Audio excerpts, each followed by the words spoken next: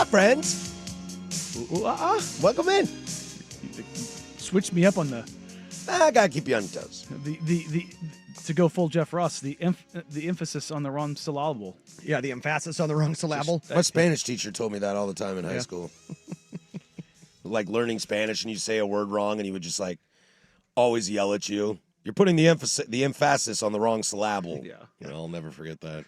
He also liked to make a ton of like really weird, like Nazi Germany references, like not in a positive way, but in like a, from a language perspective thing. Like maybe a German that may have ended up in Brazil kind of a deal. Yeah, it was just really, really strange all the time. Argentina. He was on Jeopardy once. Well, there's Argentina and then there's the boys of Brazil. Yeah. There's two different versions of them. He was on Jeopardy once, and I don't know if he's still alive. And his eyes were always super bloodshot, and he would always tell us that when he was younger, he crashed his motorcycle, and the sparks flew up into his eyeballs. And one day, his eyes were so red and burning that he wore sunglasses in class, and we were like, "Yo, bro, half this class is stoned. Like, we know what's going on here, amigo." Come on, what are we doing here? I want to buy some drugs. Yes, I do. I was never somebody. I've smoked weed like 10 times in my life. It's never something I really enjoyed. But one of the times I did it in high school, I did it right before math class. Like as I'm walking in, my buddy's like, and I was like, screw it, why not? And I go into math class, and I'm talking as I walked in the door, kind of a deal. And as I sit down, my math teacher's like, "Mr. Meringue," and I go, and this cloud of smoke comes out. You've been like storing it in your lungs. Yeah, it was just like, but it was like the remnants of it all. And I'm sitting like doing the wave, like trying to wave it around, but he's got his back to me, and the whole class is busting up laughing. How does it not just completely reek in there? Oh, it of does. Ganja? It does. But he's like, "Can you solve this problem?" And I'm like, and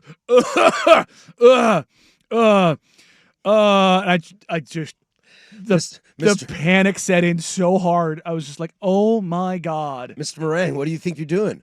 Learning about history, eating some pizza." no big deal, whatever." The old Spicoli there. It was absolutely brutal. Speaking of Spanish teachers, I had a Spanish teacher, not a bad person. Maybe she was. I don't know. I was a terrible student. I didn't care. But I broke my wrist, and she made me write left-handed Spanish. Yeah, I'm right-handed. Well, the Spanish alphabet's not too bad. It's all phonetical. I know, but like I do a lot of things left-handed. But writing, not one of them, dog. My left hand is pretty rough. Oh, not only that, you get the drag marks. How do all you lefties do that? You do that weird like hand off the page. Like, then again, nobody writes anymore. My sister is a lefty, and it looks weird. Like the way they write, like the way they hold their hand, so you don't drag the ink. I wonder if all the right to left languages, like, were those founded by people that were left-handed? Is that what happened there? I don't know. Maybe. You know what I mean? Like that's how we have a couple of those. They say the lefties are the smart ones. Are they? Are the artistic brain? Well, there's a tism there. Did you just call my sister a tism? Artism. Then some fighting words. Artism, right? Yeah, thank you. What is Colorado Rocky? Yeah, I don't know. Shout out to my sister. I will say, speaking of Jeopardy and what you just brought up, I don't know why, but Jeopardy was on in my house the other night. I know why, because the TV was on, and the channel was on the channel that plays Jeopardy.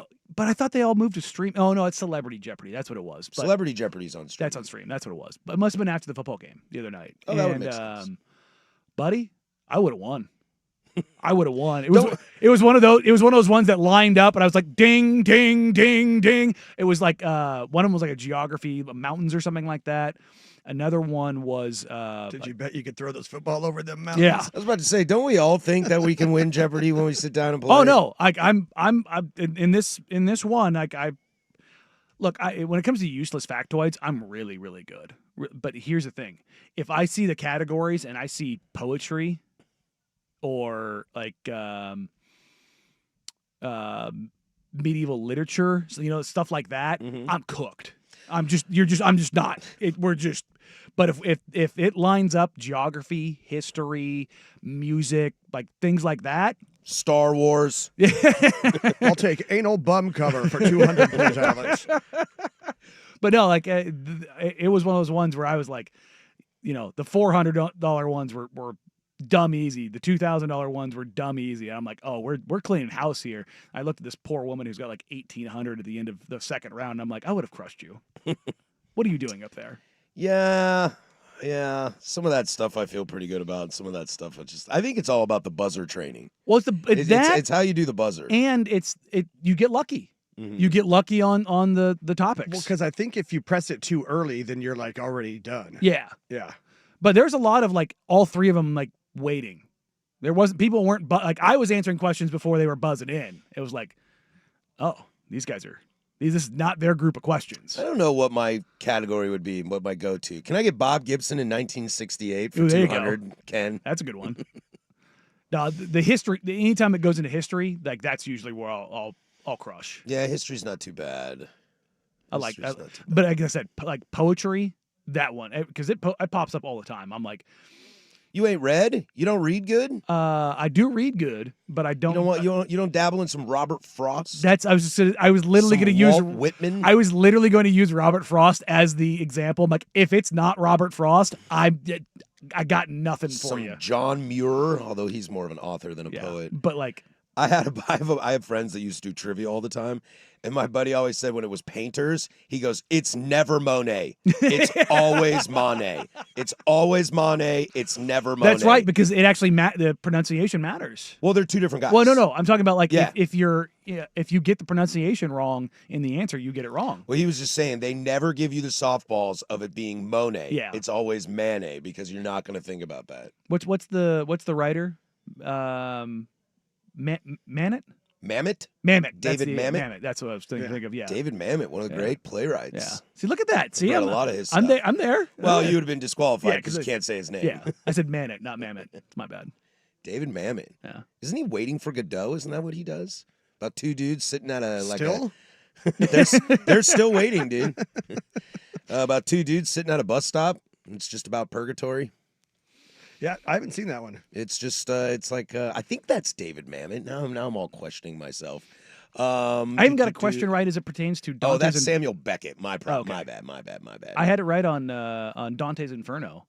That's a rough book. Yeah, but I was like, I think it was like, I think that the category was like 13th century or 14th century literature, and I was like, what is it? Fear, death, all ye who enter here. I was like, I know that one. That was like the one that I knew, and I was like, yes. My sister's ex-husband, he graduated from Evergreen State up in Olympia. Very, very heavy liberal arts college. I believe at the time, I don't know if you still can. Is it the Oberlin of Washington? You could, I don't know what that is. You could create your major. And so my sister's ex-husband has a degree in 19th century Russian literature. I mean, it's a very niche thing. I think he works at a Verizon store. Oh, okay. I would say you're probably teaching 19th century Russian literature. It's like if you were. I think this guy's got a lot of Have you problems. ever seen I think this guy's got a lot of Archer? problems. Some of it. I'm familiar with the show. David Cross is a character that's a recurring character, and he's one of them. He's an anthropologist, and they're like, the joke is, what are you going to do with that? Teach other anthropology students? Basically, he's like it's a very valuable degree. Like what? To college students who are trying to learn about anthropology? Yeah, man, I got a degree in theater, and you know what I got a degree in theater for? To teach kids who want a degree in theater. I'm all about that, man. Look, man, archaeology. You're either Indiana Jones or you're Henry Jones. Yeah, you're in the you're either the professor or you're field. Yeah, paleontologist. Is this Jurassic Park or are you at a college? And I'm not criticizing people. Like I have 3 bachelor's degrees and I don't use any of them. I like to think I use my theater degree here. I have a degree. I got to pretend I'm happy with you every day. See, right? Yeah. I've got a degree in international studies with a focus on the Middle East and business. Like, and I've got another degree in professional aeronautics, and I've got another degree in global security and intelligence. I can. Part of my education is knowing how to park a bomb in a 4x4 foot square from 30,000 feet and being able to do the math by hand. I don't know how to do that. Do you know how useful that is for me on a daily basis? Probably not. Why don't you do that on a daily basis? Well, because they won't let me. Why not? Because they're not fun. Oh, Oh, it's their fault. Yes. Did they put their son in instead? Yeah. I was like, come on, man. Was it that the arrow you took to a knee? It's one of those things though. It's like, well, I mean, Nepotism got you. yeah, I may not be able to do it with a bomb, but I may be able to, do it with a body. Look at that. Look at that. I love that I can sneak that in there, and you're so locked in. Brian on, Rocchio's back. Brian Rocchio's back. Can't feel the ground ball at second. What's up, dude? Mm. Well, at least he's okay. So we've lost Harris for the day because the Guardians Adios. have just gotten underway, Yeah. and this may be the end of their season. Oh, I pulled out my different hat today. yeah, it looked like that. Doesn't Oh, look we good. are on different situations over here. We Oh, are not I'm in the ahead same of spot. you. Oh, I don't like that. Uh-oh. That's a tough play. Well, no, maybe if you don't, break your wrist I doing was so it. saying, yeah, Oh. that didn't look good. Oakley, Doakley, well, we got a show for you today. There's a lot to get to. There's some college football leftovers of some top teams. Something I thought that was interesting, Danny. Yesterday, you gave kind of your top 5 teams in college football, and there's a couple teams that were left out. So I'd like to get into why those teams might be left out. So we'll get to that in the 11 o'clock hour. What else do we got? Some NFL stuff in the noon hour, including another Oregon Duck starting this weekend in the NFL, so hang around for that. But we'll start here with said Oregon Ducks after their big win against Penn State. I know I have spoke poetically about Tosh Lapoy coming to play finally, and let's have a little conversation about the future of Will Stein and Tosh Lapoy. Are they at a point where they are now extremely sought after commodities in college football? Plus, we'll get to a little bit of baseball. That's where we are in this first hour. That's Danny. I'm Patrick. Thanks for being with us today. This is Portland Sports Leader 105.1, The Fan.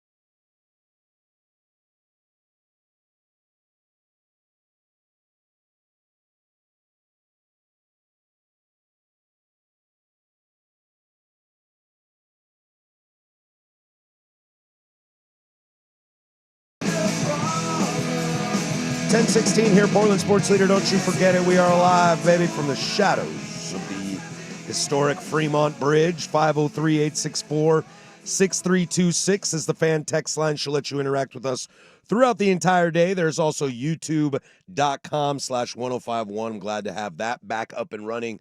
Apologies to the morning crew for having to deal with that. But we are back and live in action over there. I will do my best to be a professional today. I thought I handled okay. Yes, I thought I handled yesterday okay. Okay. Yeah, I mean, it happens. Look, this is part of fandom, man. Try not to be distracted. You know, it's like looking around and seeing all the pom-poms at State College and trying not to freak out. Look, nobody ever sees me watching a Blazers game when I'm in the studio. Like how I watch a game in public versus how I watch a game in the TV studio is very different. Mine are very similar, except for I can't swear. Yeah, very, very well, different. I can swear. I would just get in trouble. Yes. How long does it take to get the dump button back up and running? Well, it's an 8-second delay. Well, I know. So how long does it take to build that 8 seconds again? I think if I press it once, it does 4 seconds for the Okay. dump. But if I have to really hold it, then yeah, it'll use the whole 8 seconds. But I'm not sure how long it takes to rebuild. I think I want to say it's like 45 minutes. Oh no. No, not that long. No. Okay, maybe it's 4 to 5 minutes. I don't even think it's that long. Okay. I wonder why is that the case? Why can't it just? Well, how do you create a delay? By slowing things down, but we can't start talking like. I know, but it just feels like the dump button you should be able to just drop the signal. You know what I mean? Oh, just cut out. Just cut, like hard cut. Yeah. Yeah, I'm not. Well, because you've already said it, so it has to go back. I guess that's true. It's like the future thing. Like yeah, you can't go into the it's future. true. That's impossible. I guess I never really thought about that. I'm very aware of the dump button due to its necessity from time to time. Although it's been years. It's been years. I'm still. I am like. What between TV and radio? I'm like 5,000 days and counting without incident. I'm waiting for that board to reset eventually. But yeah, I've gone a lot. Well, good on you. You know, the question is, as we see job openings and stuff like that in college football, you see them in the NFL too. It's always kind of like, how exciting are the top coordinators, and who can you go find that can be, a Dillingham or somebody or even a Dan Lanning for that matter. And look no further than your Oregon Ducks. Reminder: you can catch all Ducks action right here on the Fan Sports Network. Is where Will Stein and Tosh Lupoi sit. I think it's no secret that Will Stein is going to be a hot commodity, whether he decides to leave this year or waits another year. I mean, he's got a pretty good gig in Oregon.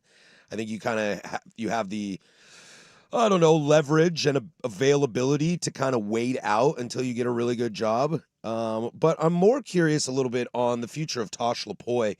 As I said this on Monday, you were at Media Day, Danny. I think it was Monday. Maybe we talked about it in show prep, about how I felt that defense had kind of Dan Lanning written all over it, and it very much reeked of him. And maybe I was underselling Tosh Lupoi a little too much, but what I saw from him on the sidelines and how I saw Lanning interact with him in that Penn State game gave me a lot of like, hey, dude, you're an idiot. Like, take a peek. Like, Tosh Lupoi is really bringing. And Lupoi, unlike Will Stein, has a very kind of wild, charismatic football persona, very Dan Lanning-esque, to where Will Stein is kind of more, more of a quiet, methodical guy trying to, figure out these crazy defenses they might be going up and creating, unique offensive plays. So I'm just curious what their future looks like and when that hammer drops. So because these guys are going to get opportunities at some point. Well, here's the thing. Tosh has been, when you talk about the criticisms of Oregon, Lanning, staff, all those things, Tosh has gotten most of it over the last couple of years because a lot of the failures in those big games have been on the defense. And I think that's giving up almost 300 yards to Penn State in a Big Ten title game. I mean, you still won the game, but that's a lot of yards. And it was like 200 on the ground. Mm-hmm. That's and then you talk about the UW games, and you talk about Ohio State in the playoff, and like the big moments where they've fallen short, with the exception of the Georgia game when they first all got there. Like No, we don't count. we don't that. count that. That Georgia team was nuts. And look, I'm avid Duck hater, and I don't even count that one. You just got smashed by a team full of like 30 NFL players. It happens. But you've got to look at it from the point of view of that Lanning has gotten better. He's improved. Extremely improved. The Lanning in that game that we are not talking Yeah. about, quote unquote, He to where was- Dan is now. He was a is- deer in headlights in that game. To where he is now is I don't know if any coach has made a jump that fast. No, I don't think there is. And I think Lapoy has improved drastically. Now they've obviously cycled through the offensive coordinators between Dilly and now totally blanking on his name now, Will Stein. I thought it was interesting. Jordan Rodriguez, she's one of the lead NFL writers for The Athletic. She's covered the Rams, Panthers, a couple other teams. She had a tweet this weekend. Dan Lanning is getting NFL pop this January. Like it or hate it, he is, especially if he's bringing his coordinators. Oh, like just bring the whole fam bam. And I didn't think about that. And I was like, that's an interesting thought. Like, would Will Stein skip going to be a head coach in college and just go straight to the NFL, a bunch of OC? young kids together? I don't think, I mean, for the sake of the argument, I will continue to have this conversation. I don't think Dan's going to the NFL anytime soon. But that thought is very, very fascinating. And how has that ever happened? Has anybody jumped from college to the NFL and taken their whole crew with them? whole crew? I don't think so. Certainly some guys, but I would imagine, if you're a guy like Stein and maybe you want to be a head coach, you look at that and go, maybe I stay at Oregon. Maybe I become the head coach at Oregon. True. You know what I mean? Like, why not? True. Oh, if Lanning left tomorrow, I think Will Stein would be high on that list. If you're hiring a firm, I bet you Stein would probably be pretty high on this. Mm-hmm. What's really funny is Jordan ended up like turning off the replies to this because they kind of got a lot of Duck fans got a little out of control, like how dare you kind of a deal, and they got very protective. A lot of people, the pushback was like, why would Dan want to leave? College is perfect, and I'm like, what do you mean? We've seen coaches in college be like, nah. If you just want to be a football guy, that's what the NFL is for. Totally. And I think in Dan's specific case, I think he has been very vocal about, the age of his kids and family and the situation from the institution, the backing, the financial power that Oregon has being at this point, maybe not next year, the years after, but right now, the marquee program on the West Coast. There's a lot of reasons to not leave Oregon. Sure. And I think there are probably more reasons for him to stay than to actually leave. But if he's football not, is your motivation, if football's your motivation, that's NFL different. is the path. That's different. I mean, we talk about that with Lincoln Riley. We talk about that. Kiffin made his time in the NFL, and could Dabo make the jump? We all kill Saban for his short time in Miami, which I don't kill him for because I think that's a lot of organizational issues there. He wanted Breeze. They didn't let Pitino him. in college basketball. The Pitino in Celtics. college basketball and the Celtics was rough. Calipari is not built for the NBA. So it's interesting. Kay when is you not built for the NBA. like when we talk about Stein and Lapoy. Do you see Lapoy as a head coach? I don't. I look at him like a Monty Kiffin, like a guy that's just, I'm going to be a defensive coordinator, lifer kind of guy. Penn State was the first time I looked at Tosh Lapoy and said, "You can be a head coach," because he had juice on the sideline. And I think in college, the Ron Rivera of it all. Yeah, I think in college football, you're seeing right now like Juice matters. Juice matters a lot, especially when you're younger. I think juice works against guys like Brian Kelly and Dabo Swinney. Because it's a different kind of juice and they're faking it. Yeah, it's like an old man juice that doesn't really it's work. Brian Kelly with a Cajun accent. Yeah, but take Mike Norvell for instance. He's probably in the middle of Dan Lanning and Dabo age-wise. I don't know exactly how old he is. I know he's he's got juice. I know he's a silver fox. That's a good-looking man. And he's got juice, and that juice feels authentic. And that's why I kind of, I don't know if I need to call it an apology. I don't know if I was ever super, super critical of Tosh Lapoy, but that's kind of where I am with him now. And I think not only was it how that defense played against a top 5 team in the nation on the road in a crazy environment, but also just a guy that was on the sidelines kind of beating his chest and getting his guys going, and Lanning looking to him and say, dial something up. I need you right here. And him being like, let's go. Let's do that. I was very impressed with him over the weekend, and I'm curious what his future holds. No, I am too, and that game, we haven't had a chance to talk about that game. You want to talk about that game? Sure. I haven't had a chance to talk about it. Sure, hit me. So going into the game, I picked the Ducks. Mm. To be honest, I was disappointed in Will Stein and Dante Moore in the first half. Yeah, I said that on Monday with Joe. I thought play calling, I wasn't disappointed in Dante at all. I thought play calling from Will Stein was a little conservative. I loved that everything was 4-down territory. I mean, I loved that. Yeah. That's Mostly that's the because- aggression. Yeah, and Lanning is basically saying I trust my defense. Mhm. That and field advantage helps too. Also, I'm not worried about that offense. I'm not kicking from the 45 or the 50. Yeah, but I'm not just that. You're not worried about the Penn State offense, which kind of proved to be true for most of the game. But I felt Stein was conservative. and I thought Dante was rattled, and that was the question I had going into that game: was how is he going to handle the atmosphere of the whiteout? That's his first real challenge. And I couldn't disagree with you more. Oh, just in the first half. Oh, In the I first know. half. I know you said first half, and I disagree. I thought he had opportunities that he didn't take. Jake Browning-esque. Made a completion, but there were bigger plays to be had. And maybe that's part of the game plan is, hey, let's play this thing tight for the first half. I think that might have been the message to Mhm. Dante. I don't know if that translates to rattled. I thought a couple of times he did look, and again, not bad, but just like I think it proved out to be very true.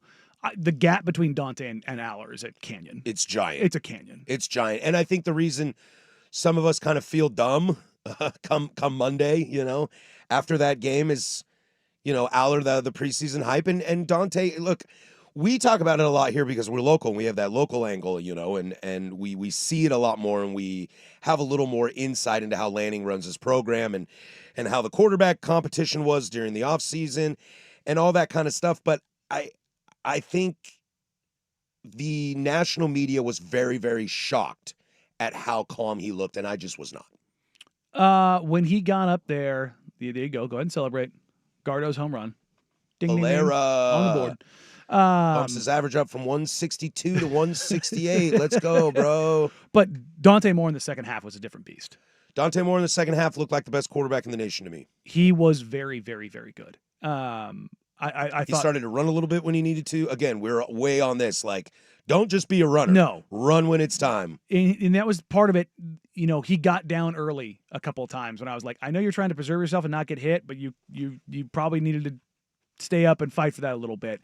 And while I have all the criticisms of the world of Aller, that dude in the fourth quarter put it on his back. Well, and that was impressive as hell until he crapped his pants. Yeah, I think what the analogy I've been trying to figure out the best way to say it. It's a caged animal versus scared animal. Mhm. So when you're in that spot, do you react scared or do you react ravenous? Yeah. And there were moments where Aller was it's desperation. Does your desperation lead you to crumble, or does your desperation lead you to get the F up and start doing I something? mean, And Aller had that for a moment until he did what we all expected honestly, him to do. he had it for 2 drives and then going into overtime. I mean, he had the juice, man. It's 17-3, and the camera goes right to Dan Lanning. He looks to his sideline, and he goes, over. "It's over." And I was like, And I thought it was too.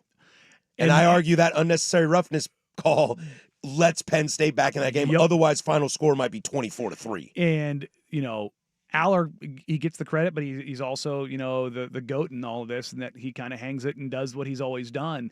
But you also have to credit both Stein and Lapoy. The throw from Dante with Denia Dennis Sutton running down his throat unblocked to Gary Bryant. I mean, that's a hell of a play. That And was then it. You hadn't heard That is a potential Heisman moment. I know God. you hate to hear that, but in a year outside of Mendoza's one game, put where up stat some lines, numbers in some games. where stat man. lines aren't really existing. I know Maieva's had some good stats and Mendoza has good stats, but that's a moment. And the committee loves moments. We'll get down. We'll cross that bridge when we get there. But I hadn't heard Thienemann's name really all game, and then just what a play! Thanks, amigo. What a play! What a disappointing way to end that game. So much juice, as we keep using the phrase today. From whether it's fans or fans chanting things towards their own team, and just the nature of double overtime. But it's like, wait. It wasn't a missed field goal. It wasn't a 4th down and go. It's over. Yeah, yeah, it's over. And I mean, massive credit to Oregon's offensive line. Denia Dennis Sutton ends with 7 tackles, 3 solo, but no pressures, no sacks, no quarterback hits. That might be the best complete trench in all of football. It's up Offense there, and man. defense, Like 'cause- they got it done, and Bryce Betcher continues to be an absolute tackling machine. Right, dude, just everywhere. He's It's just ju- in every play. For a dude to just be like just a local kid that turns into like I want to go full Luke Kuechly. Who was I can never remember his name? The Boston College linebacker that got cancer. Do you remember who I'm talking about? He was yes, I do. Oh yeah. Yes, I do. He forget his reminds name me of now. him, where he's an absolute psychopath that just tackles everything and everyone, and it's fun as hell to watch him play. Man, he is just he's not Ray Lewis. He's Mark not Herzlich. Herzlich. He reminds me of Herzlich, man, where it's kind of Cam Scatterbo on defense, where he's just Just a guy. he's just he's a walking case of CTE. Like he's just wanting to hand it out.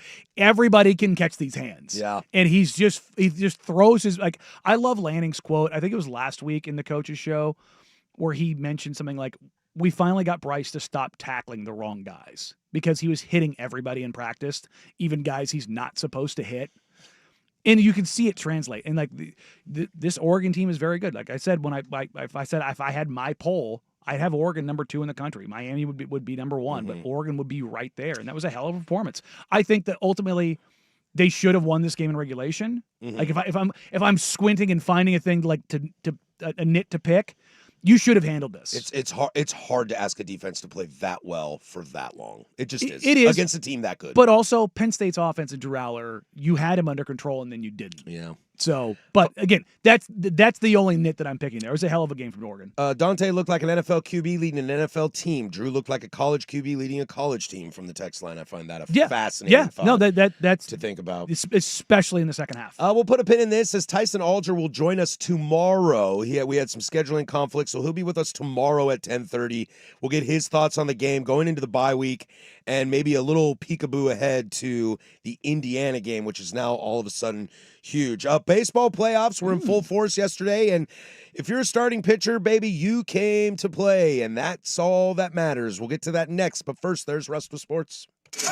Now, from the George McCoy and Warren Allen Sports Desk, a Sports Center update on the Fan Sports Network, 105.1 FM and 1080 AM. First on The Fan, the MLB postseason continues with 4 Game 2s in the wild card round currently underway in Cleveland. The Tigers looking to put away the Guardians on ESPN and 910 ESPN Portland. We're through 1, and the Guardians quickly saying, not so fast, my friend. A solo home run off the bat of George Valera gives Cleveland a 1-0 lead through 1.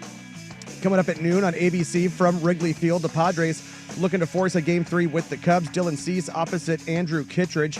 Then at 3 o'clock at Yankee Stadium on ESPN, the Red Sox looking to finish off New York. Carlos Rodon on the bump for New York. Brian Bello for Boston.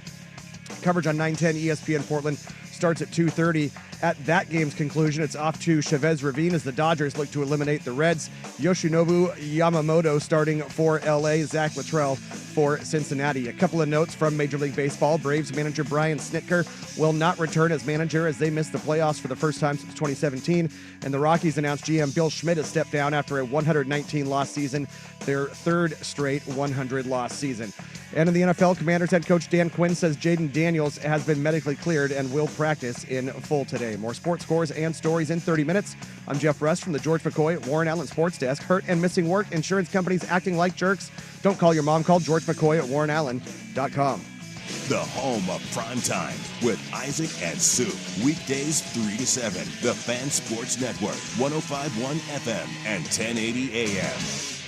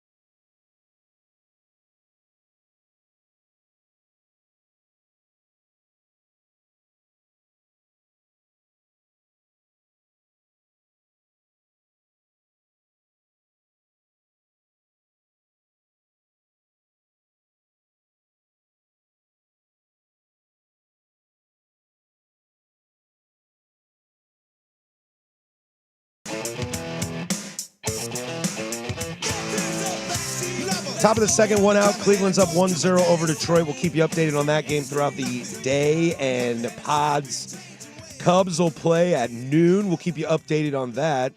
Sneaky, there's also a huge game in the sports world happening in Europa today. Champions League is Barcelona hosting PSG. And I have no bandwidth to watch that game today. I'm like, sorry, guys. I know this is a great Champions League game, but, like, I am baseball. I don't care. About baseball? I know. I'm just trolling wrestling there. Playoffs start yesterday. Tigers win. Cubs win. Red Sox win. And Dodgers win. Was there a single surprise? I think... With how some of these games went down, yes. The Yankees, bases loaded, no outs. I think you expect Crochet, and that I want to get to starters here. I think you expect Crochet to pitch really, really well. I don't know if you expect him. Alex Cora asked him before, or he was talking to Alex Cora before the game, and Alex Cora goes, I need you to go out there and pitch, and I'm only going to go to the bullpen once, maybe twice. And Crochet goes, no, once for Chappie. And it's like, dude, the gusto, the marbles to say stuff like that. That's what I want out of my. That's what I want out of my ace, man. Crochet played for the White Sox, so I don't love him. And Alex Cora is a cheater, and we all hate him. And you know, I don't mean to bash on Boss Man Cooley's Red Sox over here, but his Red Sox, his Red Sox, yeah. But yesterday, I think storming in. I think if you're a Yankee fan and you get that performance from Max Fried, I think you feel really good. Yeah. Even though Crochet's on the other side of the mound, I like the bats for the Yankees a little bit more. And you had a chance. Especially in a damage situation. But look, Skubal was amazing. I mean, Skubal was incredible. Crochet was incredible. Even Gavin Williams in a loss without some defensive errors, he looked really good yesterday. Look, I thought Nick Pivetta for the Padres looked good until he threw two bad pitches in a row. Not in a row, but batters in a row, and gave up those two. He had 9 strikeouts through 5. Yeah, and Matt Boyd, look, Counsell said, you go out there and get me into the 5th. We'll turn it over to our bullpen, and we feel good. And that's what he did. And Blake Snell looked like a man that was mad at the world in the night game. I did not have Hunter Green looking bad on my bingo sheet, but that's what happens when Teoscar, it's never the big guys. Shohei hits a leadoff, and you're like, okay, well, that's Shohei doing Shohei things. At least nobody's on base. Yeah, but there's also 7 other guys in that lineup. Like, and you get to Teoscar, and there's dudes on base, and it's like, son of a bitch. It's tough. It's really tough, but this is what playoff baseball is about, and the starters coming to play yesterday was the best part about it. It really is, because that's the chess matchup. The Red Sox went to the bullpen once. Like, that's amazing. I mean, you know, that's so good. The Cubs, they turned over early in the game, and you know, Placencia ends up getting the win on 1 2/3 in the save for Keller. But Tatis, Arraez, Machado, 0 for 10. Their run yesterday. 0 for 11. Excuse their me. run in that game yesterday was the first run they've scored in 33 postseason innings. Come on, dads. I don't get it. Come on, dads. I don't get it. But like I said, Matt Boyd pitched really well for 5 innings. Yeah. He didn't go through all 5, but he pitched really well. And that bullpen gave up, I think, 1 hit the rest of the game, or no hits. I'd have to go back and look at it. Bullpens mean a lot. You know, I'm seeing this on the YouTube chat. Our bullpen screwed it all up. Fried was great, but yeah, Crochet pitched really good. Like, that defense or that bullpen, and that's what I was talking with Bossman Cooley about. You know, honestly, his Yankees. He's a Yankee fan. I just like to give him S. It's an old hot corner gag. Yeah, he's one. Even from his sales days. That I think if you were Boston and you're Alex Cora and you're looking at Crochet as well as he's pitching, once Fried comes out of that game, and I know it's easy for national media, oh, should he let Fried in? Dude, I hate that argument so much. As much as I don't like Boone, when you see it, you see it. When it's time to go, it's time to go. That Yankee bullpen is going to be the death of them. And then on top of that, you add bases loaded, no outs in the 9th. That is what we call a noble tiger when you score 0 runs. I got asked, what was worse? The Yankees having bases loaded in the 9th or Hosey screwing up that play at home? It's the Yankees, man. You got 3 chances, no outs, and you got dudes coming to the plate. That's a tough look. I mean, that's a tough Hosey's look. error is tough. Like the singular error is tough, especially with where they were, and it's so rare to get a guy in a rundown. Like the rarity of it is harder, but the Yankees getting 3 on with no out and having Stanton up is. You can say what you want about Stanton. I know what he's been this year, but we also know what he's capable of. Right. And if you want to call me a homer for the statement I'm going to make, you can. But Hosey's out because the hit and run was on. And that ball went right back to the Yeah. pitcher. That's how he's so far down the line. If that ball goes to the second baseman, But first goes baseman, really anywhere third, else. anywhere in the infield, Hosey scores, and it's a Yeah. tie ball game. I think it's just a little bit unfortunate, but look, you can sometimes manufacture your own luck, and you can sometimes manufacture your own bad luck. You score errors, like Detroit's scoring runs on errors. You're not playing well defensively. You did say it before the game. If the Tigers get 2 runs early in the game, this is probably over. Mhm. And that's what it ended up being. But hey, look, your Guardians are up 1-0 right We're now. up 1-0 now. Yeah, today's going to be a whole different situation, though, in starting pitching. Today is going to be all over the board. Obviously, I want all these games to go further just because I love more baseball. And the DL, the division series, doesn't start till Saturday no matter what happens. It's Casey Mize, Tanner Bybee. Casey Mize gave up a dinger, almost another one to Kyle Manzardo. Bybee's looked sharp so far. Dylan Cease is in for the Padres today. He's their big ticket guy. I'd love to see him have a great game. Cubs look like they're throwing a bullpen game with Kittredge starting. But I heard this morning on MLB radio that Shota Imanaga could come in. Some breaking baseball news. Guess who's in line to be the new manager of the Angels? Who's in line? Who is to my be- favorite, most important player of my franchise's history of the modern era? Oh, I saw yesterday his name in machine? here. AP. The Machine? AP. Albert Pujols was in line to be the manager of the Los Angeles Angels. Huh. That's a part of my next segment here. There you go. I'm going to need to sit on that for a second. Yeah. There are rumors that Shota Imanaga may come in for the Cubs for long work today. Rodon's been good for the Yankees. I expect him to be great, but boy, I don't know how you feel turning it over to that bullpen. And Littell's been a good story this year. He was a good deadline acquisition, but give me Yamamoto all day. Zach on the YouTube chat, Boone manages like he's scared of everything and he's so tight. And boy, there is no more true statement than that. I hate the way Boone manages. I absolutely hate it. He manages like he doesn't want to get fired. It's tough. And that's going to get you fired. Yeah. But let's get into that. Job openings in Major League Baseball. A lot of them are coming around. Some big names. Adios out of jobs. And a big name maybe coming into a new job. Yeah. We'll go there next. That's Danny. I'm Patrick. 105.1 The Fan.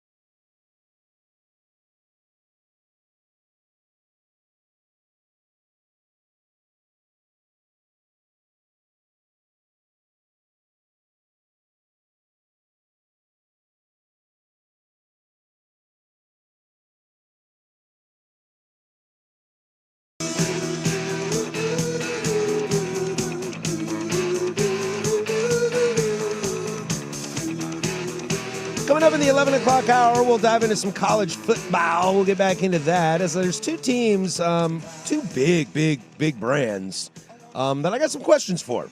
But I'm not quite sure why we live in that world. Sorry, that's me again during the commercial break. That was on me. That one's on me. So we'll get into some of those. I got questions about the number one team in the nation. You had your top 5 yesterday.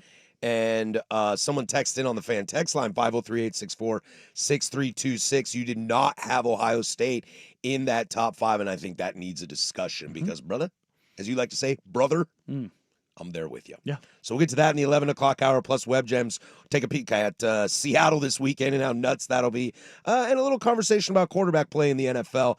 But we'll stay here in baseball real quick as we'll kind of just shore up our baseball chatter for the day, as today is game 2 of wild cards throughout the league.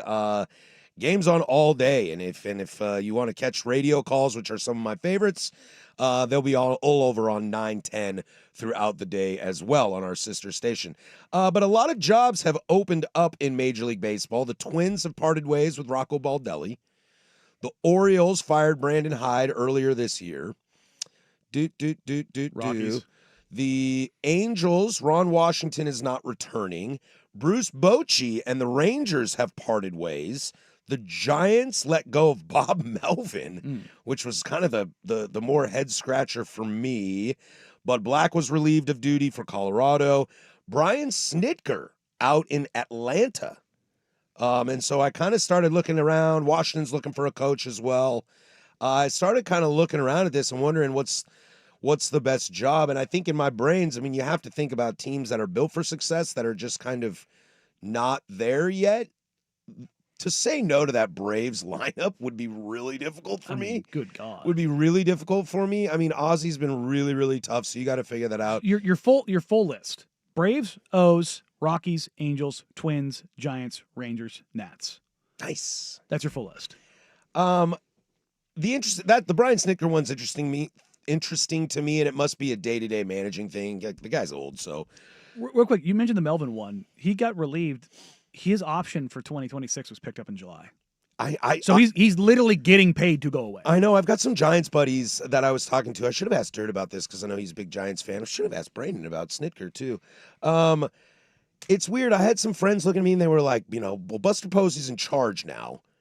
And there must have been some kind of rift there, or it's the only thing I can think of. So I'm starting to rack my brain like, what would Bob Melvin, because I find Bob Melvin to be one of the better managers in baseball, even though he's more old school compared to a lot of these young guys in the league, that I thought, what's the managerial difference between, or, the organizational difference between him and Buster Posey? Because it can't be like, I'm old school and I play baseball this way and we do small ball and manufacture runs and like anti-analytics.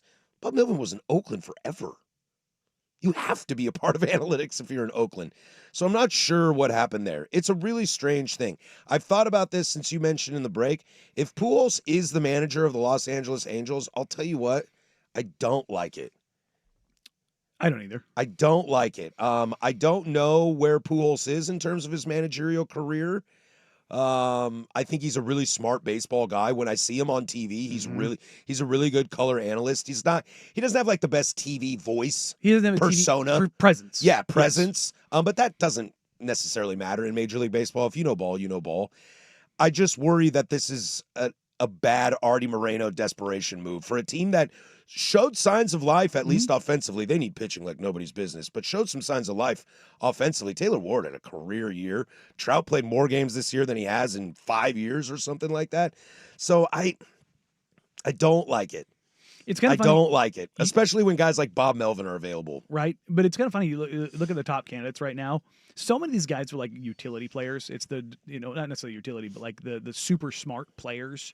It's the Craig Counsell in Chicago. Great. Say, Counsell, Skip Schumacher, David Ross, Mark DeRosa, Ryan Flaherty. It's like, what do these guys all have in common? What position did they play? It's like the rumor is Schumacher's going to get the Rangers job. Yeah, he's been an analyst for them, I think. What capacity? He was a senior advisor. That's what it was. And on the text line 503-864-6326, I don't know how true this is, but Bruce Bochy might come back to San Francisco. I wonder how much that led to Melvin being dismissed. Because if that's real, Posey says, Melvin, you out. I'm going to take my guy. Yeah, you know what I mean? Like, and again, Boch is a hell of a manager, but also is that maybe hitting the nostalgia button a little too hard? Maybe. I think Let's run it back. You know what I mean? Like, yeah, I think I with get how, it, but I think with how well Robbie Ray and Logan Webb pitched this year, and Matt Chapman's been a really great addition. You spent a ton of money on Willie Adames, and you're looking to spend more. Jung Hoo Lee in the outfield had a better season. That there's talent there. Why aren't we winning? Especially when your best two starting pitchers, they blew up the bullpen at the trade deadline and were still really good afterwards. That's a Bob Melvin thing. So I wonder if that's it. Is it's just like maybe we do need nostalgia. Maybe it's the one time the nostalgia button is only nostalgia it's not because always he's it's there. not always a bad button to push, but I'm If always leery of it. If Bochy wants to manage, he's the best candidate on the market. Yeah. He's got 4 World Series Yeah. rings. He's the best on the market. And sometimes people look at that. They're like, hey, what we got going here is totally fine, but you out because I want that guy. Look, it's like, Dusty Baker. Like, if Dusty Baker's on the market kind of a deal, like, Yeah, you go grab him. You go grab Dusty. Like, do you want to win? It's like Tito. All it Tito took- Francona, it's like, Tito's available? Yeah, dog. Nobody knew he was available. Cincinnati just went to his golf course in Arizona. Was like, how do you feel like managing the Reds? He was like, well, come over to my house. My wife will cook dinner. We'll talk about it What's there. his name? Longtime manager for the Rays. Joe Madden. Yeah, Madden.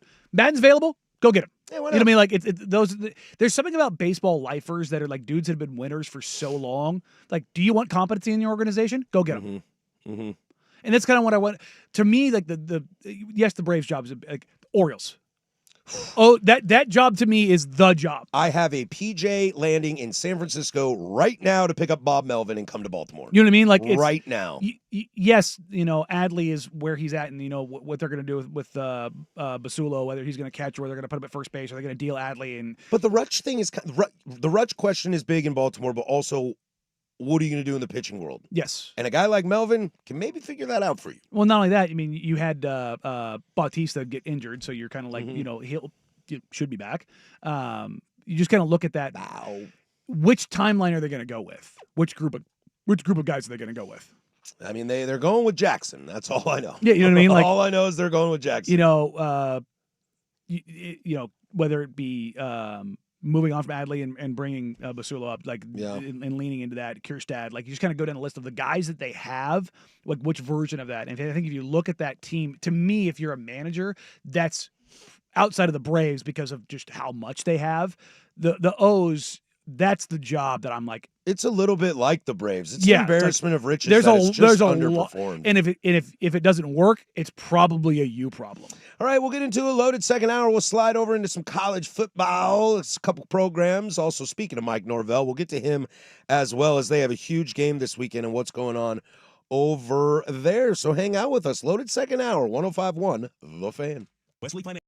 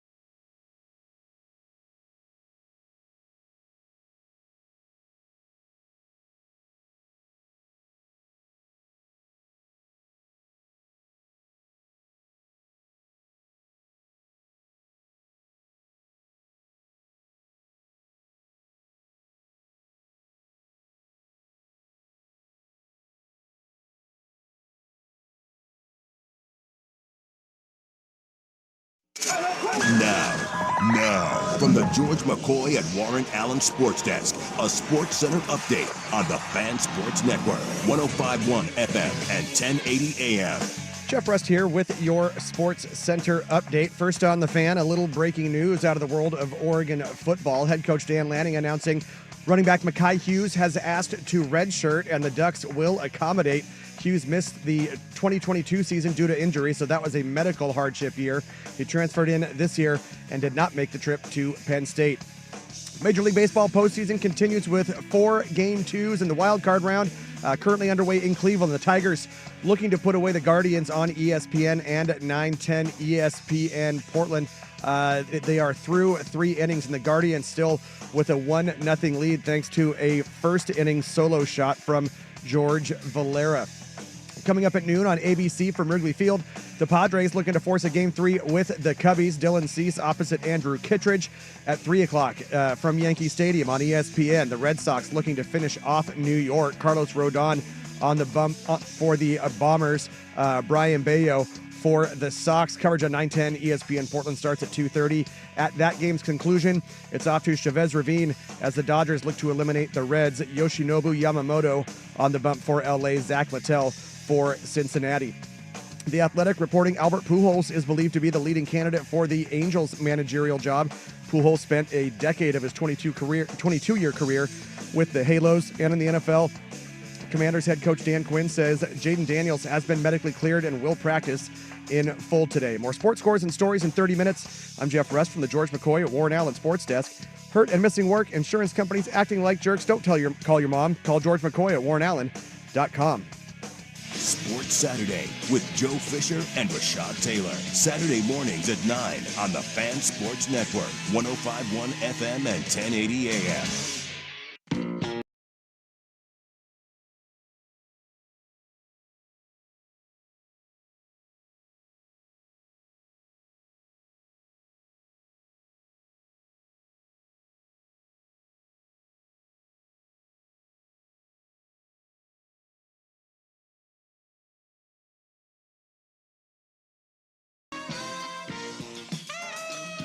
All right, welcome to the second hour of this fine program here. If you're missing the first hour, you can catch that at the Fan Podcast, 1051thefan.com.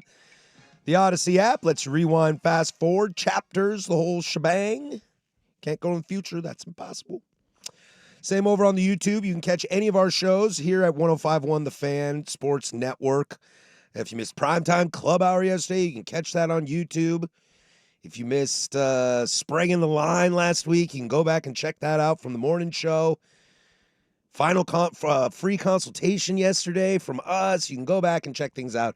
So if you missed anything and you want to go back, make sure to handle that. We'll get into some college football this hour, along with a little bit of NFL. Plus, how crazy is the city of Seattle going to be this weekend, which could be a lot of fun, and it might even double down for 2 weekends in a row. But before we get to the number 1 team in the nation, Ohio State, I just kind of want to address, as Russ pointed out in his update, dynamite producing over there, amigo. I listened.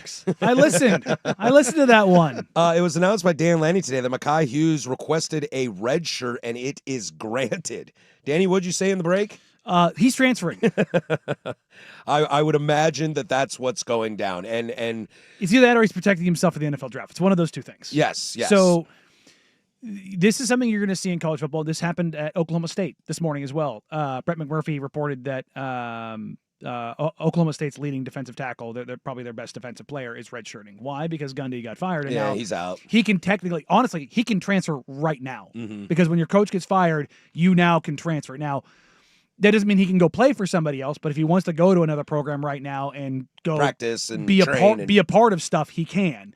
And I wonder if Hughes is, he can't do that because Lanning hasn't been fired, but if he's already kind of starting that process, or if he's just going to shut it down and maybe try to prepare for the NFL draft. I don't know what side of that's going to go, but this is the world that you're in right now in college football. Mm-hmm. I'm not against it. I'm not against it either, especially because, my biggest takeaway when we talked, when we interviewed Tyson Alger and talking about this Penn State game and leading up to it and it kind of being the start of the season in theory, we knew 10 guys weren't going to touch the ball. We knew it wasn't going to be like Oklahoma State or Oregon State or Montana State, that he was going to have his guys and call on him. And guess what? The guys, we know who they are. I'll tell you it's right now. Hill, it's Lamar, and it's Davison. Whether Davison's running decoy and then blocking downfield, because that was a huge moment for him, or putting his booty in the end zone. I mean, Davison is a touchdown vulture, and it's fantastic. And I'm here for it. I love a big old thick boy who's just like, you need 4 yards, I'll give you 3. You need 2 yards, I'll give you 3. That is my kind of dude. I love a guy like that. And so I think Micah knows that he's Mackay knows it's too crazy. far down the depth chart. It's crazy. Number one, and Lanning says, "Cool, dude. See him." Oregon, get the ball to Deer Hill. Good God, that guy is terrifying in the open field. Holy crap! But it is nuts that Mackay Hughes ran for 1,500 yards at Tulane and he's not touching the ball. Yeah. And I mean, I get it. I look at that Oregon running back room. It's been at Tulane. Dude, should have stayed at Tulane. Tulane's been really good, but I like the idea that if Darian Mensah and Mackay Hughes stayed at Tulane would probably be like a 16th ranked team in the nation. I was going to say top 15, legitimately, because you're your G5 leader in the clubhouse after Boise State down. and USF. Because again, Mensah has been phenomenal, and Mackay Hughes is clearly a very good running back. And Duke is not very good. Mensah's been good. That team's not very good. But yeah, but that's the interesting thing about all of this in general, of like where this stuff lies. But I kind of like this because it does give guys freedom to do things. It does. Like you're not stuck. Legitimately, it's kind of playing fair with the transfer portal rules. And this is where because you could hold them captive and say no. Well, that's what happened. I mean, look, Baker Mayfield has talked about this. Yeah. Like he's like, I had to go somewhere in a red shirt because I had to sit out a year. We were talking about baseball and guys manipulating the system because DeLauder. This doesn't count as service time. Yeah, so for those that don't know, the kid for the Guardians today is making his major league debut in center field. He's got an error and a walk. He's got an error and a walk. But this is how insane of a circumstance this is. This is the 6th time a player in Major League Baseball history has made his debut in the playoffs. This is unheard of. That's such but the second as I saw it, I looked at you and I go, well, doesn't start his clock.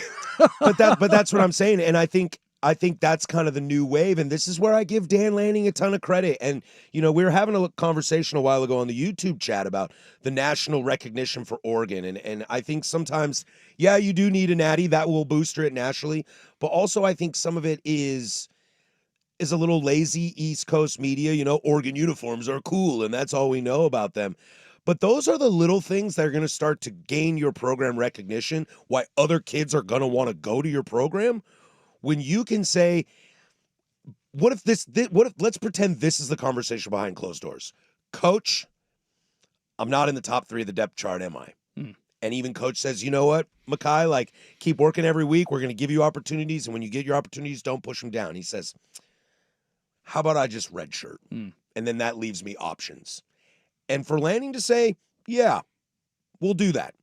He'll still probably try and recruit him and keep him at Oregon. Or if he walks, he might say, we're cool without you. This is not an Oregon thing. This is not a Lanning thing. This is why you don't have depth charts in spring camp, in summer camp, and even in fall camp. You're trying to hold on to guys as long as possible. Oregon's going to have to make a decision next year at quarterback. Does Novosad, if Dante goes to the NFL, does Novosad take over Achilles McJune? Right. You just kind of go down the list. Or list. you go into the transfer portal. Or there's one of those, because you're going to lose one of those guys. That's just going to happen. I mean, you saw it at Penn State. If Dante comes back, Novosad's gone. But that's what I mean. That's why I was going to use the Penn State example. Drew Aller opts to come back. Bo Perbula ends up in Missouri. That's the nature of this beast now. And so, but it happens across the roster. And you also have the guys that you kind of, de-recruit. You ain't it, dog. And maybe that's where he is now. I don't think he's one of those guys, but maybe he's not one of those guys for them. I don't think so either, but I don't want to sit here and you don't run for 1,500 yards and not be a dude. Right. You might not be the dude, but you're a dude.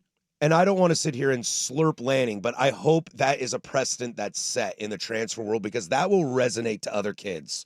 Being honest. Yeah, if Moore goes to the NFL and the heir apparent is Novosad, okay? But you're a quarterback that's getting recruited to come in, you now know, okay, I'm going to take a shot at beating him out in camp. And if I don't, maybe coach will let me do that. And maybe he won't. But look, Dante did Dante comes to Oregon last year and did what I think a lot of young guys in this country are not doing, and I give him a ton of credit. He sat there last year. He sat there don't see last that, year, and you don't just see that. and honestly, I think it might have made him tens of millions of dollars. But we're gonna switch over to Ohio State here in a second. You know, Julian Sayin is having a tough time over there. If Day decides to recruit someone in, what stops Julian Sayin from saying to Ryan Day, "Hey man, did you see what they did with that kid over at Oregon? Think you could redshirt me? Give me an extra year. Let me go play somewhere else." It might be a trend that starts. And I would love to see that because I think it meets a little in the middle. Yeah. It's not giving player complete control. It's not giving coach complete control. It's kind of allowing the system that we're all worried is broken work. I mean, you can just opt. You can just say it. I'm going to redshirt. Yeah. You got your 4 games, and at that point in time, after that, decision has to be made. But it's an interesting spot. So. Barry. Speaking of that, let's get into Ohio State as they beat the Huskies on the road at Montlake. I have some serious concerns about this team. We'll go there next. 105.1 The Fan.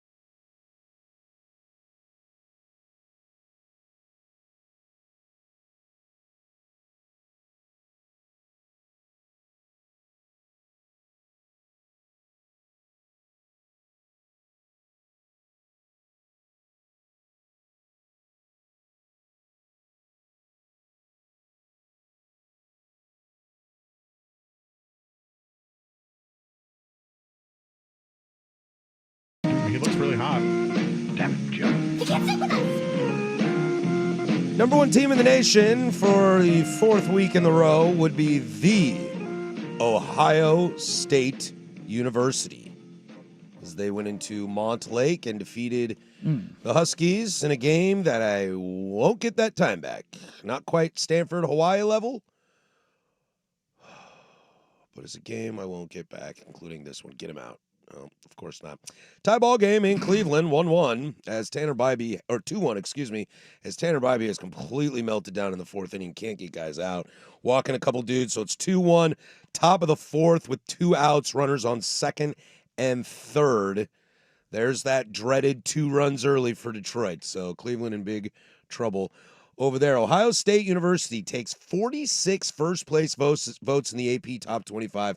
Oregon with 16, Miami with 4, and I know it has been a long-running thing. If you listen to any of the shows here on the Fan Sports Network, you know where we all sit on the AP Top 25. We've all got massive issues with it, whether it's the boys in the morning or it's prime time. Like, we all know that this thing is kind of a joke and gotten a little bit out of hand, and it's very lazy journalism. But Ohio State sits at number 1, mostly because of their win against Texas in Week 1, which is the most hyped game in the history of college football and some of the most boring game in college football I've seen in a long time. There is a giant problem in choosing this team to be number 1 in the nation when looking at that offense. That offense has the best player in college football and cannot figure it out. You put up the same amount of points on UW's defense in 4 quarters that Washington State University did in 3 quarters. Are you kidding me? I mean, I know UW's getting better and what Jed Fish has got going up there is okay, but that defense was big problems the week before, and that's all Sayin can muster up. I think they got to. We were talking about Drew Aller and kind of killing him, and we were talking in during the break, just you and me, Danny, about. I don't think Penn State has a Franklin problem. I think Franklin has a quarterback problem. I think he has a quarterback problem. I think he chooses the wrong guys, whether it be Hackenberg or Aller. Like, he likes these guys that have the idea of being a great quarterback, but they never actually translate. Meanwhile, Bo Pribula is at Missouri just being an absolute dude. Yeah. It's like, if Aller says he wants to come back, and I know there's probably some loyalty there and all those things because you spent time with the kid, and then you want to honor that, and I get it, and I respect it. But if you're telling me that you wouldn't be more multiple, that you wouldn't be more threatening, that you wouldn't be more deadly with Bo? Without a doubt. So Bill Connelly at ESPN released his top. He went through every Power 4 quarterback in the country, and he ranked them. And interestingly enough, Julian Sayin comes in at number 11, and that is mind-boggling. But he has a caveat here, right? It says this is again from Connelly at ESPN. Mind-boggling, isn't it? It's almost impossible to grade Sayin on the scale as everyone else. So that's the opening line. Why? So he's recognizing that already. And Why? This is why. He leads the nation with a 79% completion rate, which awesome. But he's only taken 2 sacks and is 3rd in success rate. He's keeping the offense humming, but he's also throwing mostly short passes to extremely talented receivers, and his defense has yet to allow a double-digit point game. He is not being asked to do anything, and this is top 5 defense in college, if not number 1. So this is my whole thing. It's funny because it's Ohio State and now Michigan. My whole take on college quarterbacks. He doesn't have to do much because his team is good. No, when you have a great quarterback, you know what you ask them to do? More. You ask them to do more because they're capable. Not only capable, they're going to do it. Yeah. Jaden Mayava at USC. He's being asked to do stuff that is not being asked of most quarterbacks in the country. And guess what? He's doing it. Klubnik, Nussmeier, not doing it. Not doing it. And guess what's happened? They're dialing it back. Carson Beck, very experienced. He's not being asked to do a lot. Look at Altmaier's bounce back against SC. Like that, after having such a garbage performance against Indiana. I don't know if this was the case. I'm not hooked into the Illinois world. I wouldn't be shocked if Bielema goes, okay, let's pull it back. What are we doing wrong? What are we asking Altmaier to do too much? They put him in that RPO game, and he carved USC up. To where Cignetti says to Mendoza, yo, brother, throw it. Do whatever you want. And he has done it now 2 years in a row with Rourke last year and now Mendoza this year. He is empowering his guy. Bryce Underwood at Michigan is not being asked to be the burden of Michigan's offense. Why? It's not because he's not talented. He's not ready to do it. Now, Michigan's defense is good. It's not Ohio State's level of good, but the ask is not there. And if you're asking me, can Ohio State win a national title right now? Gun to my head, no. I don't think so They either. don't have the quarterback play to do it. I don't think so either. And I love that you bring up Underwood at Michigan. Underwood you can let go for two reasons. One, Michigan doesn't have the expectations this year. I know, Maize and Blue are gonna yell at me that their expectations to win a natty every year. I get it. But if you dig down deep inside, you're starting a freshman quarterback. We have no idea if Moore's your future head coach or not. Missing games, sanctions be damned, whatever it is. So you're playing a little with house money. You're going to be afforded to have a bad season. Two, Bryce Underwood has skills that Julian Sayin doesn't. That is escapability, using his legs, and he's a better athlete than Julian Sayin. So I think because a guy is built that way, that allows you to take the reins off a little bit. Whenever I see guys at giant programs like this, a Julian Sayin, you're starting a freshman at Ohio State? Kind of like we were talking about with Franklin and quarterbacks, that's your best option, is to run an extremely conservative play calling on offense so you can get a freshman in that might not be ready? So, because you're afraid he's going to transfer? Well, I was looking this up. His big time throw percentage, those are the playmaker throws. Through 4 games, it is 2.9%. Against the two teams that are actually competent in Texas and Washington, 0% in both games. Boom. It is 5.3 and 6.3 against Grambling and Ohio. Mm-hmm. So if you're to me, you cannot be the number 1 team in the country if it's not even just handcuffing him, because I don't know what he can or can't do. He's not doing anything other than not screwing up, and that matters. It does. But he's got a lot of J.J. McCarthy to him. That's exactly my point. Which won a national championship. But McCarthy was also much further along. Agreed. And when I look at that, and it's not a shot at Ohio State. Sayin was a very, very highly touted quarterback coming out of high school. And he could be really good. He could end up being very good. But right now, no. As good as Ohio State is, they're not the best team in the country. I don't think so. We talked about it yesterday, and I want to read some texts from the text line, 503-864-6326. We talked about this yesterday, about the two most complete teams in college football. We both agreed are probably Miami and Oregon. I know you love Indiana, and there's probably some other teams we can sprinkle in there as well. This texter asks, is it Miami, Oregon in the national championship? Right now, for me, yes. That's going to change. Oregon's got Indiana. Miami's got Florida State. Miami still has Cristobal. There's still a lot of factors. But right now, that answer is yes. Right, as it stands right now, and it can change. It's college football in a nutshell. But I've got Miami, Oregon, Ole Miss, Indiana. Those, to me, are the 4 best teams in the country. Mm-hmm. I love Ole Miss. But you do too. if you look at their resumes and what they've accomplished and how they've done it, honestly, Oregon has the quote-unquote weakest resume because the only good team they've played is Penn State. They've played a Power 4, a G5 former Power 4, and a top FCS team, and boat raced them all. But that's the thing. It's like what they did to Oklahoma State does not happen. No. Even though their program is in shambles. And same to Oregon State. Their program's in shambles. That doesn't happen. That shouldn't happen to Oregon State. But that's why I have Indiana where I do, because Illinois is a lot better than Oklahoma State and what they did to them. Some housekeeping duty here. So let me get this right. Franklin has a QB problem, but he's the one choosing the QBs. Okay. I think what we were trying to say there, and I think you and I are in agreement on this, I think what we're trying to say that, yes, they have a quarterback problem, but everywhere else, Franklin's really good. Yes. Really good. Look, they're a pipeline to the NFL everywhere. Now, I don't know how long you get away with being really good at everything except for the most important spot, and that is why, to this texter's point about Ohio State, we thought we'd learn about a lot about Ohio State week 1. Now it looks like we won't know anything about them until they play Penn State, which may be a Franklin hot seat game. That's where I'm sitting. Right now, I cannot buy Ohio State until I see them play somebody. Look, I've said this all week. Texas didn't play this weekend, and we feel less comfortable about them. I mean, you look at Ohio State's They may schedule. be the only team that almost lost to the bye. Yeah. They have Minnesota this week. Then they have Illinois. Then they've got Wisconsin, Penn State, Purdue, UCLA, Rutgers, Michigan. I mean, good God. They play nobody. Ohio State. Yeah, I mean, They'll get Michigan at the end of the year. that's what I'm saying. But like, Yep, and they they'll have get Penn a State. run, They'll dude, get Penn State at home. they have a run of Purdue, UCLA, Rutgers. I know.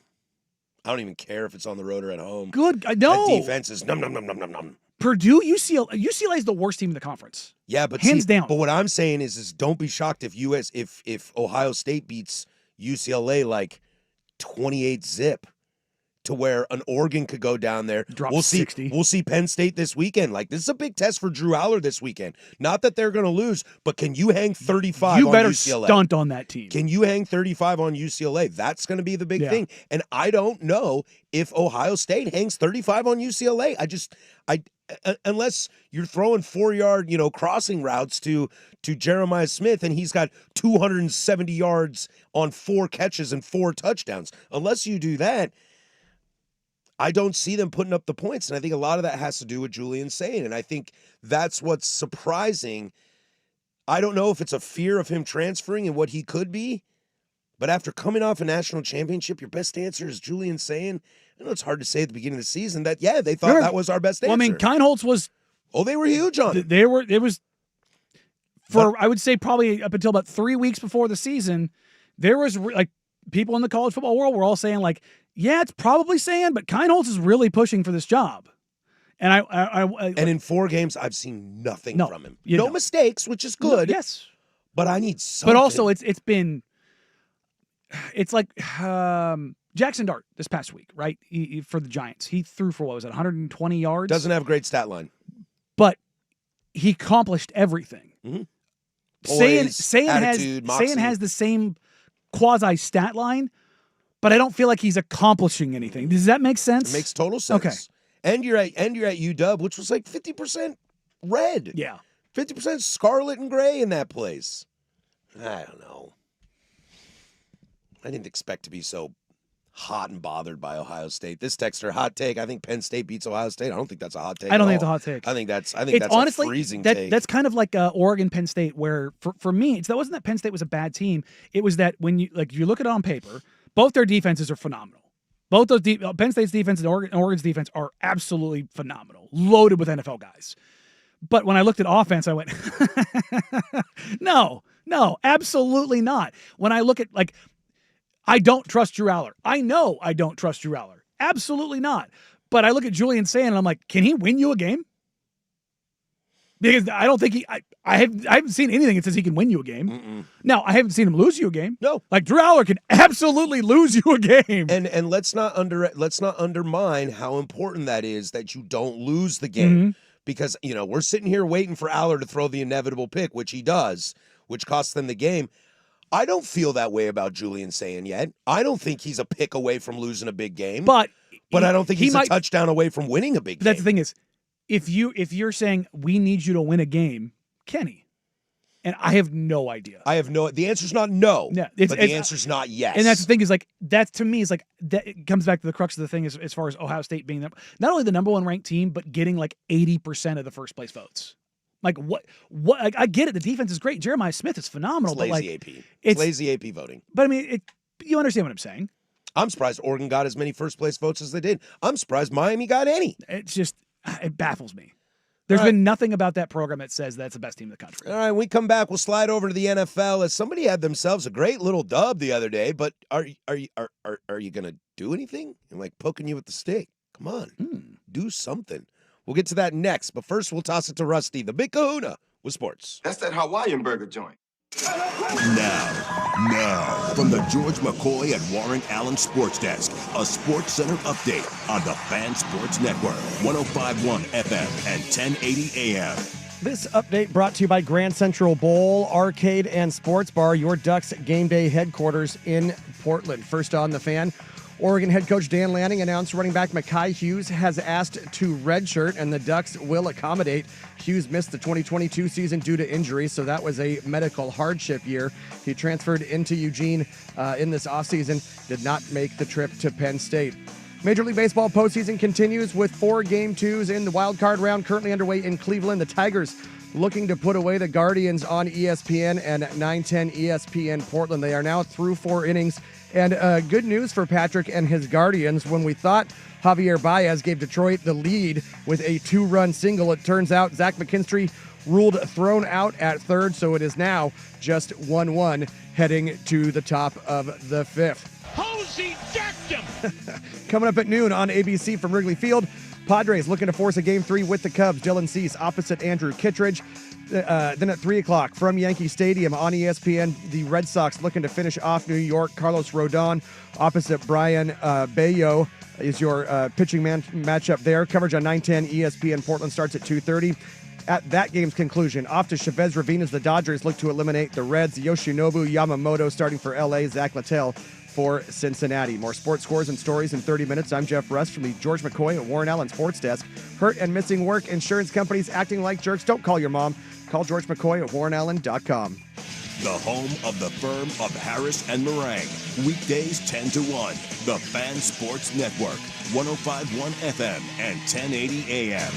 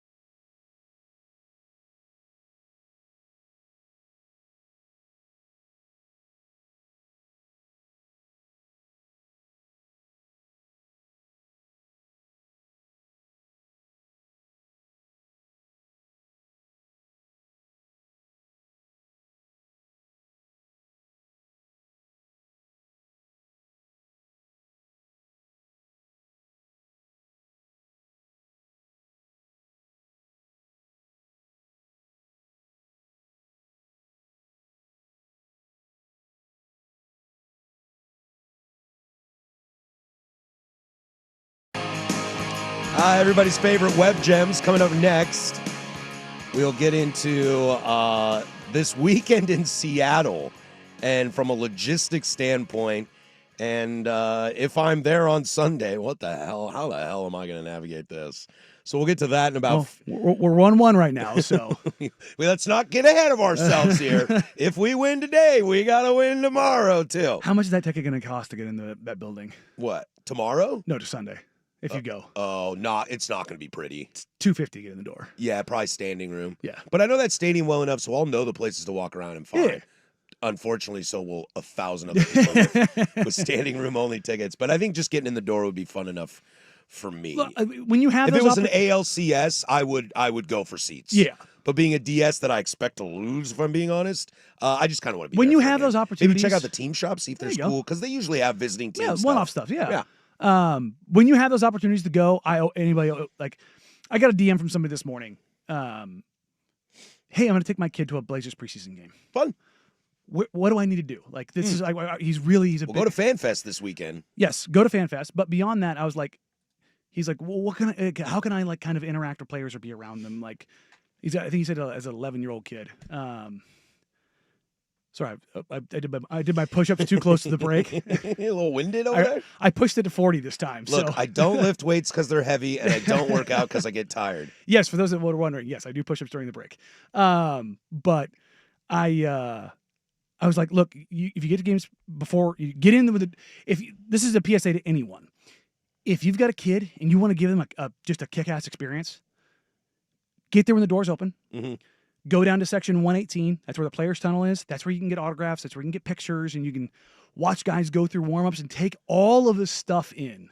And it is awesome. If you want to get like a really relaxed approach, go to FanFest. Yeah. Because you're just going to see guys just chilling.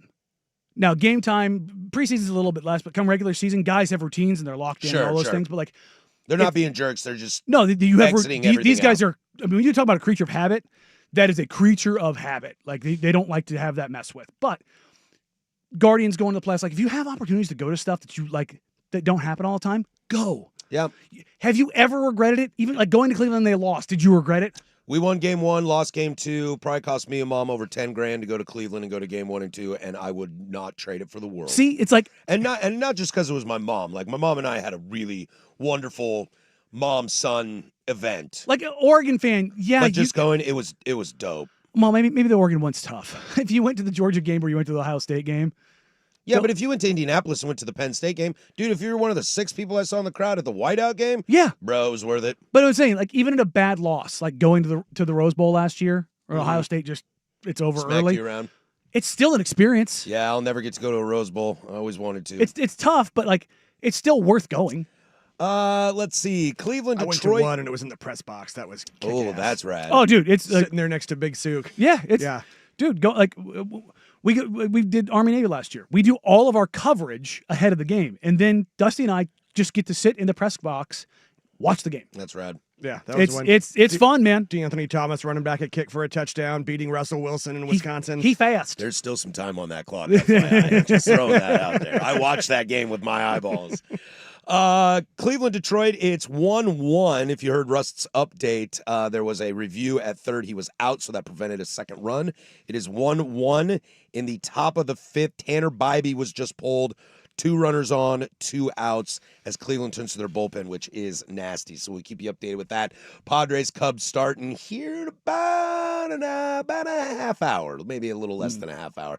But I want to get to this story in the NFL as we start getting close to the weekend. And we're starting to have the conversation in the NFC right now of who's really the challenger for the Eagles. You know, we'll talk a little Packers later today because, of course, I picked the Packers to go to the Super Bowl, and they look like a doo-doo. But are we concerned about Jalen Hurts and his performance in the second half of the Tampa Bay Buccaneers? Are we concerned about a guy that seems to almost disappear, at least from a stat line, but still pulls out W's? You know, you keep mentioning the Chris Jones John at him in the Eagles game, but he's like, yo, dude, we won the football game. I don't care. So are you in that boat with Jalen Hurts still seeing that again against a Tampa team of kind of just 0 passing yards in the second half? 0 passing yards in the second half. He had 130 yards total. I mean, 2 TDs. But if this was the one-off, 62 yards rushing. yeah. See, that's the I'll thing. take you that. Here's the thing. Jalen Hurts is an exception to a rule. And we just talked. That's what I'm wondering. We just talked about Julian saying, can he win you a game? I don't know. Can Jalen Hurts win you a game with little stats? Hell yes. He can. Yes, all he's of proven it. All of the games. Whether it's a Super Bowl he's lost or a Super Bowl he's won, on the way and in those games, he was pretty damn good. So if this was a one-off performance, or he had never done this in his career, now he hasn't done the whole 7 or 0 yards passing and a half kind of deal. But like if he does that in an NFC Championship game, they're probably in trouble. Yeah, they're probably cooked. But number one, the Bucs are a good team. The Bucs are a very good team. Now, the injuries suck. Bucky Irving's out at least this week. Mike Evans out. They just cannot avoid the injury bug. And Baker's getting lit all the time, it feels like. So, like, that's a little suspicious of that. But that Bucs defense is pretty damn good, too. Like, you look at what they've been kind of building towards. So I do give the Bucs credit. But also, there's always exceptions to every rule. And Jalen Hurts, it very much, like, I was not in on Jalen Hurts. I was not out on him like a Bryce Young, where it was like, I never, ever, like, nope, not me. I don't care if he turns into one of the greatest quarterbacks of all time. I'll eat that humble pie. Fine, just totally fine. Like Jalen Hurts, I was like, I don't know. And over the last 3 years, it's just been like he just went. Like, and again, this happens because of who he is as a dude and how he prepares, but also the talent around him and what Howie Roseman has built there. But the talent around is huge. It's massive. And we love to give quarterback flowers, but this might be the situation where it's okay that he's not the best player on the offense. Joe's the best player on his offense. He has to be. Like Patrick Mahomes is the best player on his offense. He has to be. Josh Allen does as well.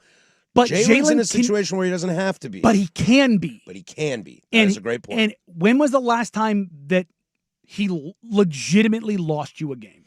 I don't know that. I'd have to go back and look through the archives. And if you know, 503-864-6326. And I'm not saying he's unimpeachable.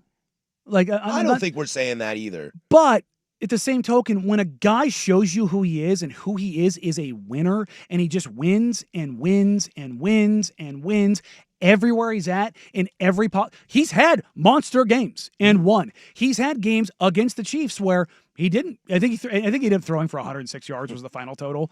But there's no style points in the NFL. But his reaction to Chris Jones in that moment, I don't think that's fake or forced. I think that's who he is. I think he legitimately. I'll use this comparison. In the NBA, there are a lot of guys, they grab a box score sheet, it's in the locker room, they all see it, and the first thing they do is they look at their minutes, they look at their shot attempts. I don't think Jalen Hurts gives a damn I don't think he does. about his yards, his touchdowns. I think all he cares about is what that scoreboard says. You're right. When we come back, we'll get into Web Gems, everybody's favorite. We do it every day at 11:45. We'll see you next. 105.1 The Fan.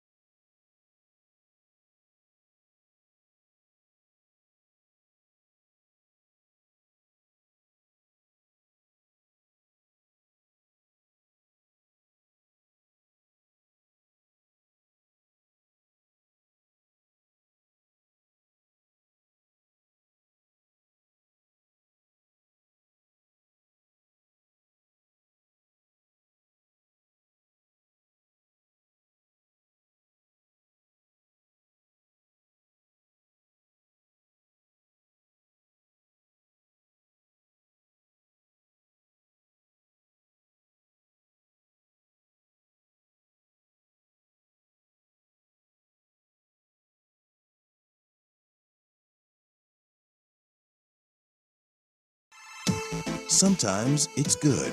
Aw, I've interrupted happy time. Sometimes it's bad. No, son of a... It's Web Gems, What'd you do? the firm of Harris and Meringue on the Fan Sports Network, 105.1 and 1080 The Fan.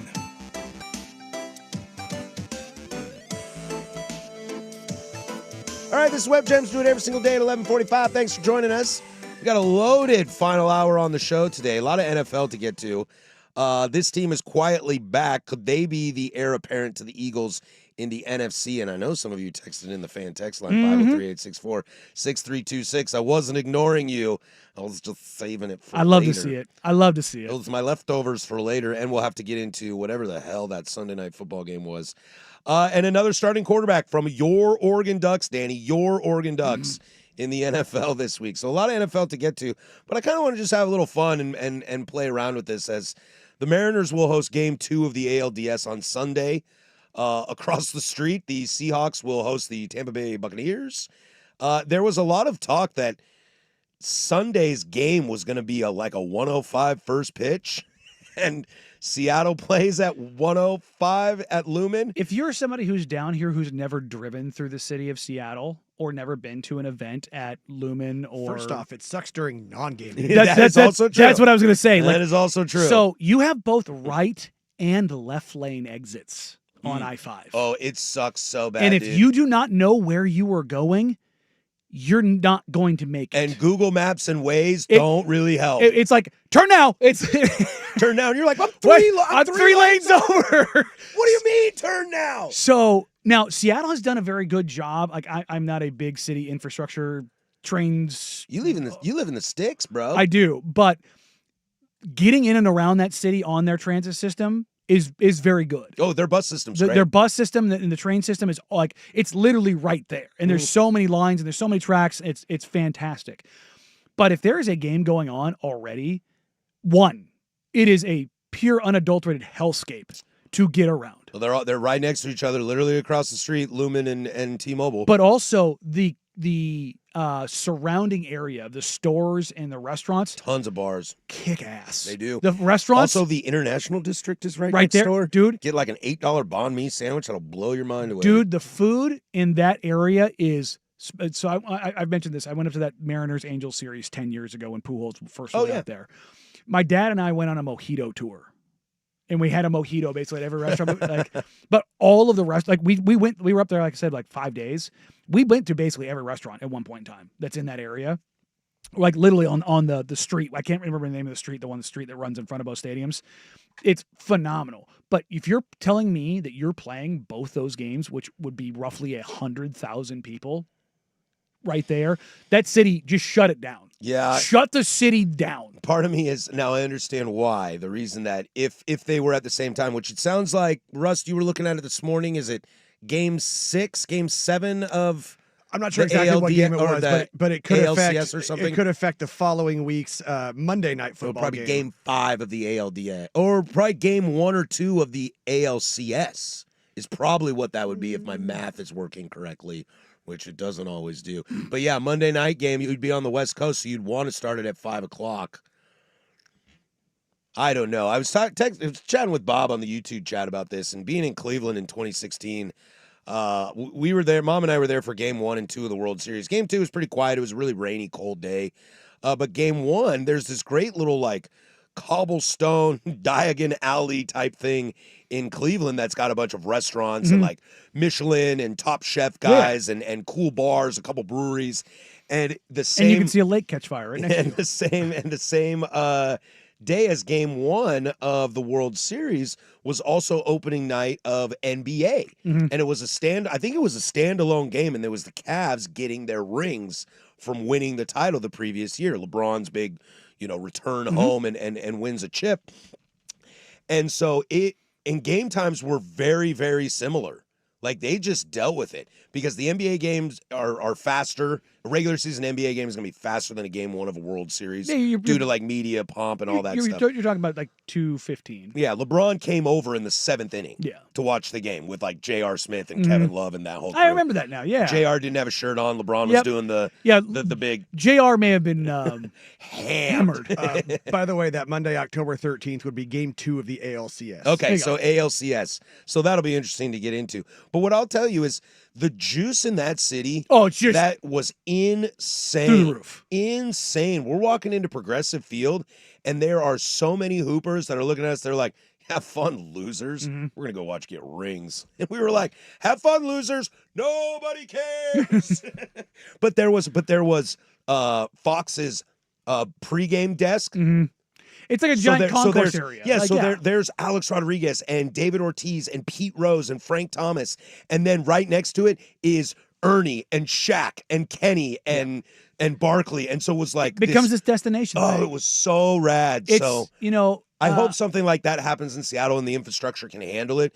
Because like you said, that restaurant bar area down there by the fields in Seattle is great. Like to kind of tie this to local, it's the idea of like if Portland got a baseball team and the Trailblazers opened the season as Portland's baseball team is in the playoffs.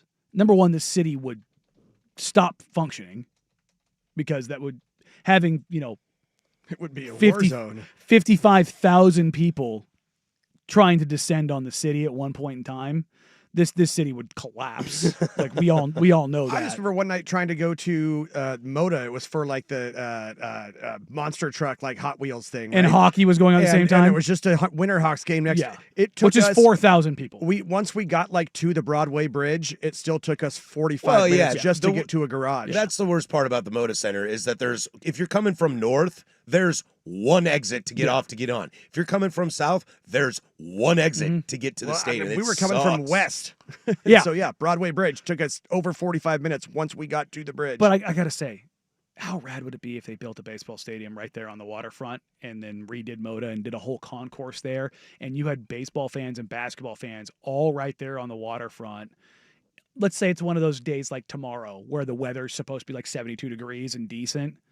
How rad would that be? I know how rad it'd be. I've seen it. It'd be amazing. It would just, it's a cool moment. That would just be so unbelievably awesome. Get your flowers, Mariner fans. I hope you make it to the ALCS because you could have back-to-back weekends of just insane bonker sports, and that could be a lot of fun. Crippling sports. Who the Huskies got? Yeah. The Huskies going on too? Oh, God, I hope not. Pulling it up right now. Maybe, dude. It'd be fun. Huskies are at Maryland this week. So you avoid that disaster, and they are. Dang it! Why don't you just stay in the Big Ten like I asked maybe you a to? potential conflict with an Orioles playoff game. Oh wait, and they're Friday Sorry, night Joe. hosting Rutgers. There you go. So That's not nice, Rusty. They're safe. Why are you taking shots at my boy Joe? Huh? Sorry, Joe. All right, we come back loaded. Final hour. We'll slide back into NFL, and can this team dethrone the Philadelphia Eagles because they're coming on strong? We'll get to all that next. 105.1 The Fan.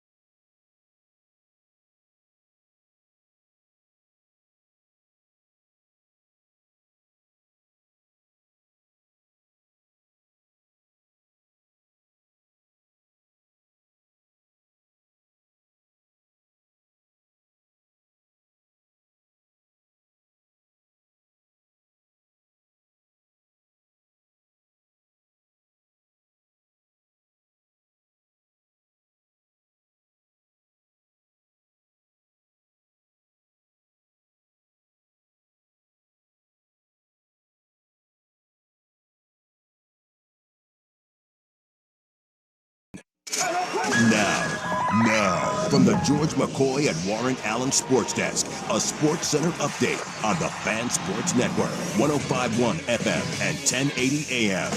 Jeff Rust with your Sports Center update. First on the Fan, Oregon head coach Dan Lanning announced running back Mekhi Hughes has asked to redshirt, and the Ducks will accommodate. Hughes transferred in from Tulane this year and did not make the trip to Penn State. He has only 17 carries on this season. Major League Baseball postseason continues with 4 Game 2s in the wild card round. We are still underway in Cleveland. The Tigers looking to put away the Guardians on ESPN and 910 ESPN. Portland still a 1-1 game as they are in the top of the 6th. George Valera got things started for Cleveland with a solo bomb in the bottom of the 1st, and then Javi Baez with an RBI single. He tied it up for Detroit in the top half of the 4th. Starting any minute on ABC from Wrigley Field, the Fathers looking to force a Game 3 with the Cubs. Dylan Cease opposite Andrew Kittredge. Then at 3 o'clock, Yankee Stadium on ESPN, the Red Sox looking to finish off the Yankees. Carlos Rodon on the bump for New York. Brian Bayo for Boston. Coverage on 910 ESPN Portland starts at 2:30. At that game's conclusion, off to Chavez Ravine as the Dodgers look to eliminate the Reds. Yoshinobu Yamamoto starting for LA. Zach Littell for Cincinnati. The Athletic reporting Albert Pujols believed to be the leading candidate for the Angels managerial job. Pujols spent a decade of his 22-year career with the Halos. And one note from the National Football League, Commanders head coach Dan Quinn says quarterback Jaden Daniels has been medically cleared and will practice in full today. More sports scores and stories in 30 minutes. I'm Jeff Rust from the George McCoy at Warren Allen Sports Desk. Hurt and missing work, insurance companies acting like jerks. Don't call your mom. Call George McCoy at warrenallen.com. The Fan is live on YouTube and Twitch. And now Window Nation brings you on-demand videos. Watch Window Nation's Window into the Fan.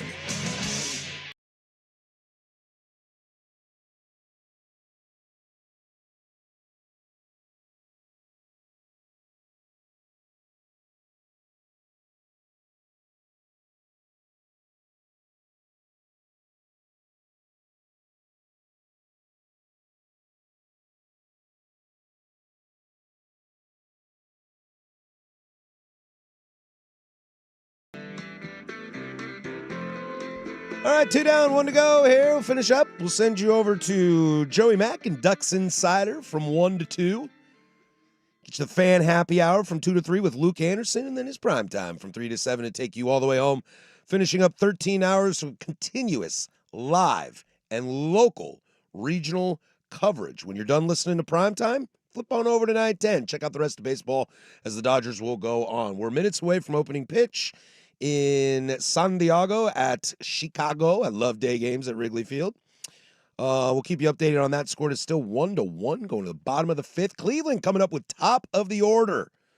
So we'll see if they can do anything. That surely won't be disappointing. I'm sure it won't. 503-864-6326 is the Fan text line. You can also hang out with us on YouTube. It makes it hurt more. How many salmon will have to be sacrificed for the 500 obligatory TV shots of Seattle and Pike Place Market for back-to-back Hawks M games? Yeah. Put them on the endangered species list, my friend. Well, if they were smart, they would just trade the same B-roll. You know, yeah. just use you guys. the same guys. We'll send one crew, right? Pike Place just flexes. They're like, no, you get one shot and you share and you like it. There was the social media clip of Pike's Place and going through all of the butchers, and they had a slab of tuna, and they would put it in their in the butcher's hands, all of the butcher's hands, and go, how much is this, like in weight, and they just had to know based on the feel. Mm-hmm. Most of them were throwing like a 1/10 of an ounce. It was just like, boy, yeah, that's you do this, you handle that meat a lot, huh? We'll just let that ride over there. Coming up on I love it. Russ is literally working on the podcast, I think. Yeah, I heard nothing. And I just dropped that. He just kind of gave me a slow look of like, what just happened? Getting into tomorrow's show, we'll have Tyson Alger on, as we usually do on Wednesdays. He's busy. I think he's taking the bye week seriously, which he had a cell phone cell range discrepancy. He's like, I'm not going to be in cell range. That's awesome, so, dude. Good for you. We'll have him on tomorrow. We'll also have 10 Toes Down. Facts we must give you on topics you send in to the Fan text line coming into the weekend. Can be sports related or personal I got a leftover from last week, so I'll have fun with that. But let's get into this hour. We were talking about, are we worried about Jalen Hurts? And I love this text that came in. Jalen Hurts is basically on the TB12 plan with his NFL career, which there were a lot of those Super Bowls that Tom didn't win. Yeah. That defense carried you and Tom just didn't make mistakes. I think Bledsoe could have won those games too, but that's just me. And a correction here that he did lose kind of that Super Bowl with that fumble. I forgot about that. I knew there was one out there. But the team that might be the heir apparent to them, surprisingly but unsurprisingly, I think surprising to personnel changeover on the administration side, and that would be the Detroit Lions. Hey, these guys are a pretty damn good little football team. So a quick little addendum here. I was like looking up this stuff for reference. According to Pro Football Focus, your 3 highest graded overall teams in football right now. Can you guess them? Highest 3 overrated from a stat. Overall graded. Overall graded, excuse me. I didn't mean to say overrated, but from a stat standpoint. An analytics standpoint. Give me the Chargers. Not in the top 4. They are 7. Buffalo? Number 4. Okay, Buffalo's number 4. So our top 3, give me the Lions. Number 3. Number 3. Give me the Eagles. Number 8. Okay, I think their defense is giving up more than you would like. Give me... I'll tell you this. The top 2 are in the same division.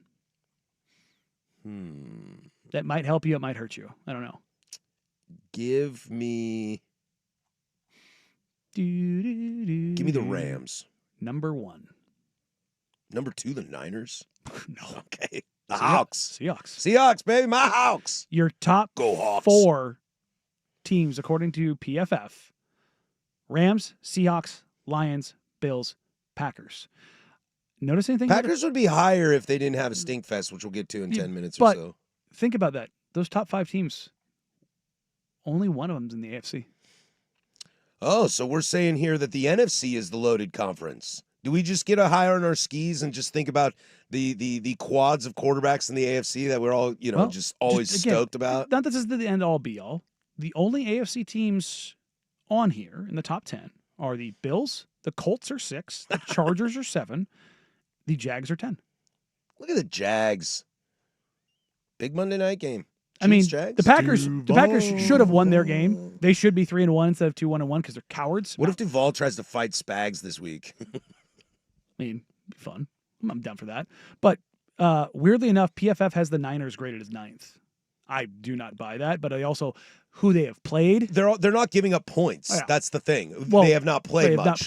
But they're not giving up points, even though, like my joke for the season is I know more players on the IR for them than I do actually on the squad. The Rams doesn't shock me.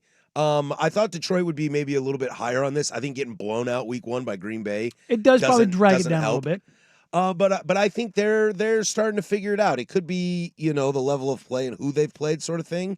But I would like to put to bed, even though we're only in week 5 of the season, I would like to put to bed all that coordinator chatter.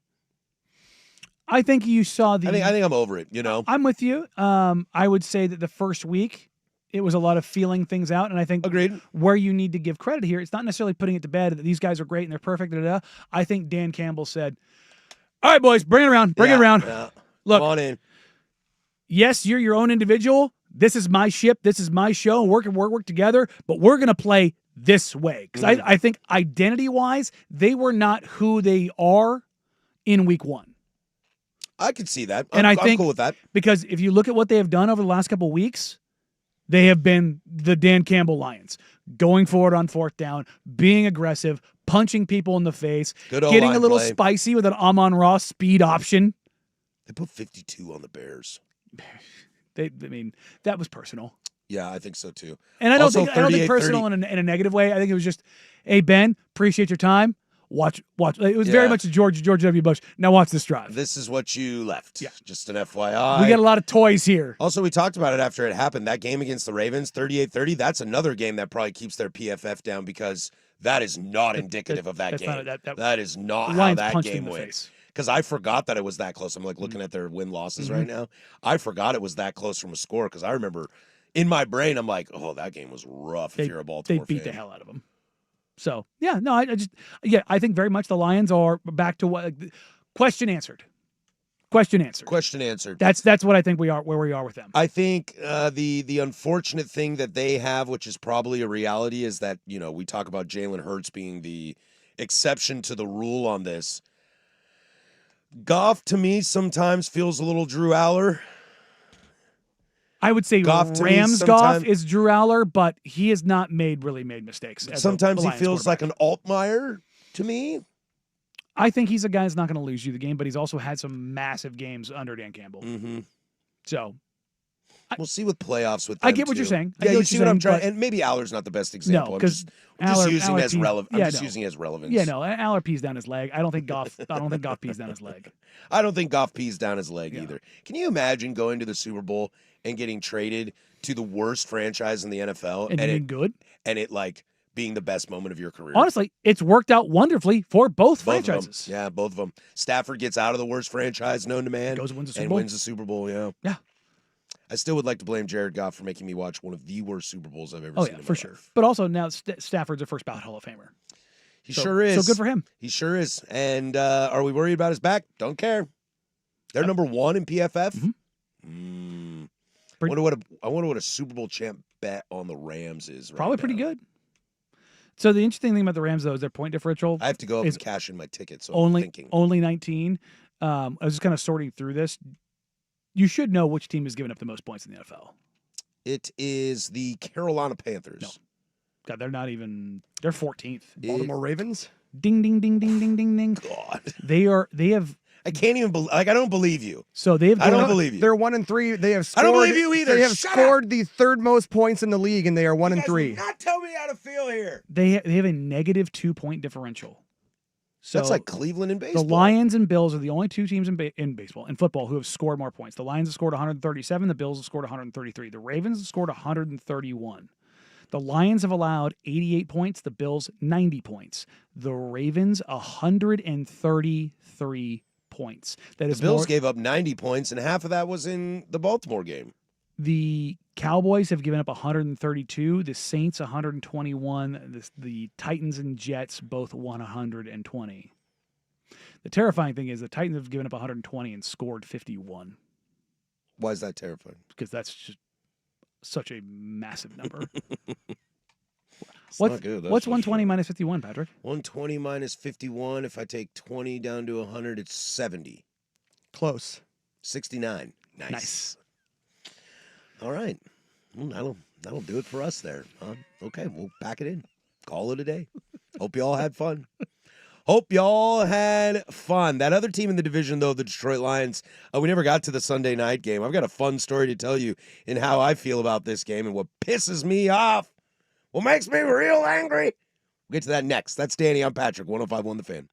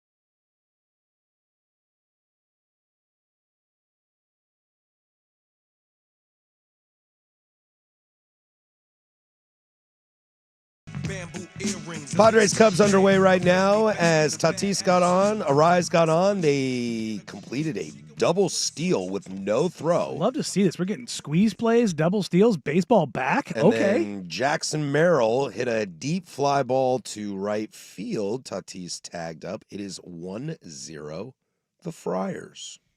Still tied at 1, top of the 7th in Cleveland. Hunter Gaddis on the mound. There's a runner on first. No outs. So I was wondering, I'm like, Luis Arias is he's listed at 5'10", 175. He has won 3 batting titles for 3 different teams in 3 different seasons. No, dude can hit. Dude can hit. But he's also listed at 175. He does not look like somebody who's 175. A little hamster action there. And he's also listed at 5'10". Really? He can't be 5'10". He's not 5'10". He's a little plug. You know what I mean? He's not 5'10", 175. And so I was like, he's got some on him. That's what I mean. And so I was like, you know what? I wonder how many stolen bases he has in his career. He's a big ass boy. He has played. Yeah, dang. Let's see. How many games? 841 games in his career. Ooh, we gonna play this game? How many stolen bases does Luis Arias have? 17. Almost double it. Oh. 31. Hey. But this is not a guy who you were like, go ahead and run. So when you said double steal, I was like, was it Tatis and Machado? Because that's just going to scare the crap out of you. You're like, I'm just going to eat this because if I miss this throw, one of them's coming home. It was not Machado. But Tatis scares the crap out of you enough alone that you probably put Arias in motion and you go, oh, what happened here? Oh, Tatis is going, I got to eat this. It's fun. It's a fun little part of baseball. Speaking of fun parts of baseball, watching Patrick Harris's head drop. Top of the 7th. Runners on the corners. No outs for the Detroit Tigres. Kerry Carpenter.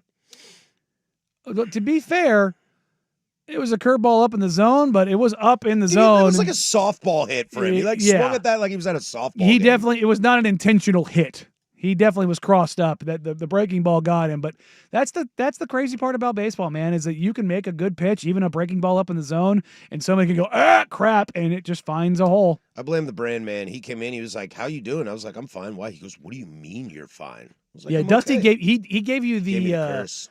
He turned the shoulders to you and dropped the head and looked at the eyebrows. Looked through the eyebrows. Like you gave you that look.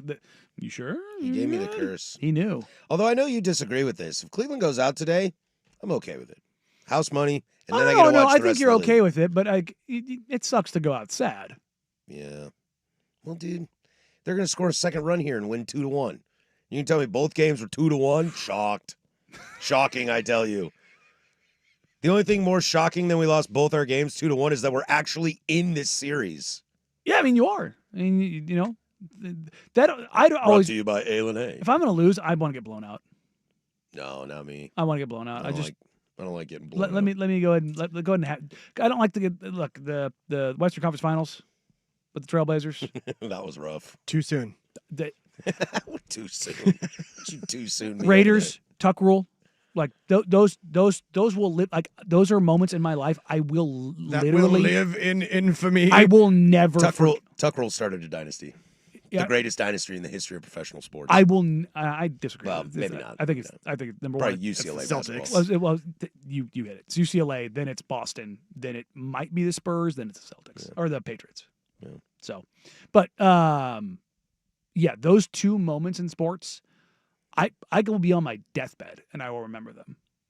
I would much rather lose in just absolute blowout fashion. Oh yeah. Game 7, extra innings of the 2016 World Series. I can replay the whole thing in my head. The only close one that doesn't hurt, USC Texas, because the game was wild. It's the best college football game in the history of the sport. I'm an Oklahoma Boise State guy, but I hear you. It's look, Oklahoma Boise State on the Mount Rushmore. Yeah, I love that 100%. game. I loved that 100%. game. Dude, the running back proposed to a That's the thing cheerleader. is like you get the Statue of Liberty and a hook and ladder, and a proposal. Like that's what pushes it up there, man. It's just that's phenomenal. But the only close game that doesn't hurt me at all is USC Texas because it was such an insane game. Sunday night, I was at the bar with Mahomes, not Patrick, but like my homies. Yeah. And just having some brewskis. We're enjoying the afternoon game. I think we were watching some baseball. I think was over at that point. And You Sunday may have night, been drinking some beers. and Sunday night football starts, and I'm watching this, and the Packers score the second touchdown, and it's the extra point, and the Cowboys run it back for 2. So the score is 13-2, and I was like, you know what, guys, I don't have it in me. I'm going home. And I went home, had dinner with the wife. Mm-hmm. We had a little record night in the front room and just listened to music and hung out. And I didn't watch a single second of that game because I was like, I don't need to. It's 13-2. Cool, you ran the kickback. Good for you. I am not watching this dumpster fire. 9:30, I start going upstairs to get ready for bed. see the score? My phone buzzes me. Packers-Cowboys ends in a 40-40 tie. I was like, the F? The hell? What happened here? So, number one. So I had to go back and watch it and all that. Number garbage. one, Matt LaFleur, you're a coward. You're a coward. You played to tie the game, not only in regulation, not only in overtime, but in regulation. What is this, Aaron Boone out there? I hated they had 3 timeouts. You know, They had 3 timeouts. You play to win the game. You know, he's kind of a weird coach. I did not like it. I did not like it. Not one bit. He gets all the credit as a good quarterback guy, and He's a good coach, and an but offensive I thought he bungled it. kind of guru. But yeah, he does feel like he lives in kind of that middle land. He's like the opposite of Nick Sirianni. Like Sirianni's just kind of a crazy dude. But you're like, are you good? I don't know if you're good. I think you're good. I mean, Dak and Love put up almost the exact same stat lines. Did you see that? Dude, somebody tried to tell me that Dak had a career game. I was like, you can't have a career game in the regular season that ends in a tie. Look, I am anti-Cowboy. I'm not anti-Dak. I'm anti-Dak's contract. Dak is a good quarterback. He's a fine quarterback. Dak's a very good quarterback, to be honest. But Love goes 31 of 43, 337, 3 touchdowns, no picks. Dak goes 31 of 40, 319, 3 touchdowns, no picks. They were looking in the mirror at each other. Yeah. It was just defense optional. I'll tell you right now, we talked about the Ravens and their egregious defense. This Cowboys defense is a tire fire. Well, and then Jerry Jones got up there and was like talking about, hey, you know what? We won, or, we were able to do this game without Micah. And I'm just like, oh, yeah. Well, that's its own thing. But, dude, I sat here for weeks and lamented how great this Packer defense is. No sacks, 1 tackle. No. Oh, 1 sack, sorry. Micah, of course. And honestly, My bad. It kept the Packers or the Cowboys from getting the touchdown. That saved the game for them. 1 sack and 1 tackle for loss. Mm-hmm. That's it. Dude, there's no negative plays in this game. That's it. The Cowboys had 1 sack, 1 tackle for loss. I'm sorry, no, they had 6 TFLs. I was looking at the box score. Sorry. I sat here for weeks and told you I think this defense is enough to take them to the Super Bowl. And Jordan Love's play will elevate. Now, Jordan Love's play has elevated. He's really the Browns good. game, I don't really know what to say about that. I think the Packers defense is good, but I do think that Cowboys offense, I think Dak is really good. Starting to kind of figure it out a little bit. Yeah, I mean, they ran the ball well. Pickens was insane. Pickens had 8 for $134 and 2 touchdowns. That's a receiver I don't know what to think about. Well, you do know what to think about. He's insanely talented and he's insane. And I don't want you on my team. Yeah, but talent-wise, there's no question about it. I heard Suk yesterday talking about, is there a position in sports with more just stuff than wide receiver? What do you mean? Like off the field weirdness? Not just off the field, just a complete PETA. Just a complete pain in the ass. Just, yeah, you get, look at the best wide receivers of all time. For me, the 3 best wide receivers that also were never a problem, Tim Brown, Larry Fitzgerald, Calvin Johnson. No, Jerry Rice was a problem. Maybe Jerry later Rice, on. No, I mean, Jerry Rice was always an a-hole. Always was. Randy Moss, love him, but he was a pain. He was a pain. The ultimate. Terrell Owens. The ultimate. Pain. Antonio Brown, pain. They were talking about this because of Tyreek's injury. Mm-hmm. Tyreek Hill, absolute just nightmare fuel. Like Antonio Brown might have killed a guy. just like the amount of just stuff that go like at that position. It is the most dysfunctional position in sports. I always harken back to there's this scene in Any Given Sunday by Oliver Stone, and Bill Bellamy quietly plays the star wide receiver. Mm-hmm. It's like a small role, and he just crushes it. There's a scene where he's like chained out with no shirt on, and he's looking in the mirror with gloves, with like his receiver gloves, and he's like pointing at the mirror, and he's like, I am the greatest. I am the best. And it's like, that's the wide receiver Yeah. world. We talk about them it's as so divas weird. forever. It's like, why is that? Corners kind of got there for a little bit. Yeah, but that was Quarterbacks with Darrell and Sherman. It was mostly just Prime, though. Like, they're emulating. Well, Prime started that. That's what I'm saying. They're but then emulating him. There was a window, though, that a lot of DBs were jumping into that world. Oh, yeah. But but wide receiver, it just goes, and it goes, and it goes, and it just go down No, the... is it because they're touchdown guys? Is that it? It's because it's the flashy play? I mean, the running backs were touchdown guys for 50 years. But they weren't the weirdos. But that's what I mean. Yeah. They were your offense for decades. Those were your touchdown guys. Marcus Allen was the touchdown record holder for career touchdowns for a very long time. Man, I liked him. But like you can go down a list of running backs of guys that were just like hand the ball to the ref guys. Marcus Allen, Mike Allstott, like Terrell Davis, like the greatest Walter Payton, like all like they're sure there were guys that had a little bit of juice to them. Emmitt Smith. Mm-hmm. Go down the list of the greatest running backs of all time. How many of them were a problem? None of them.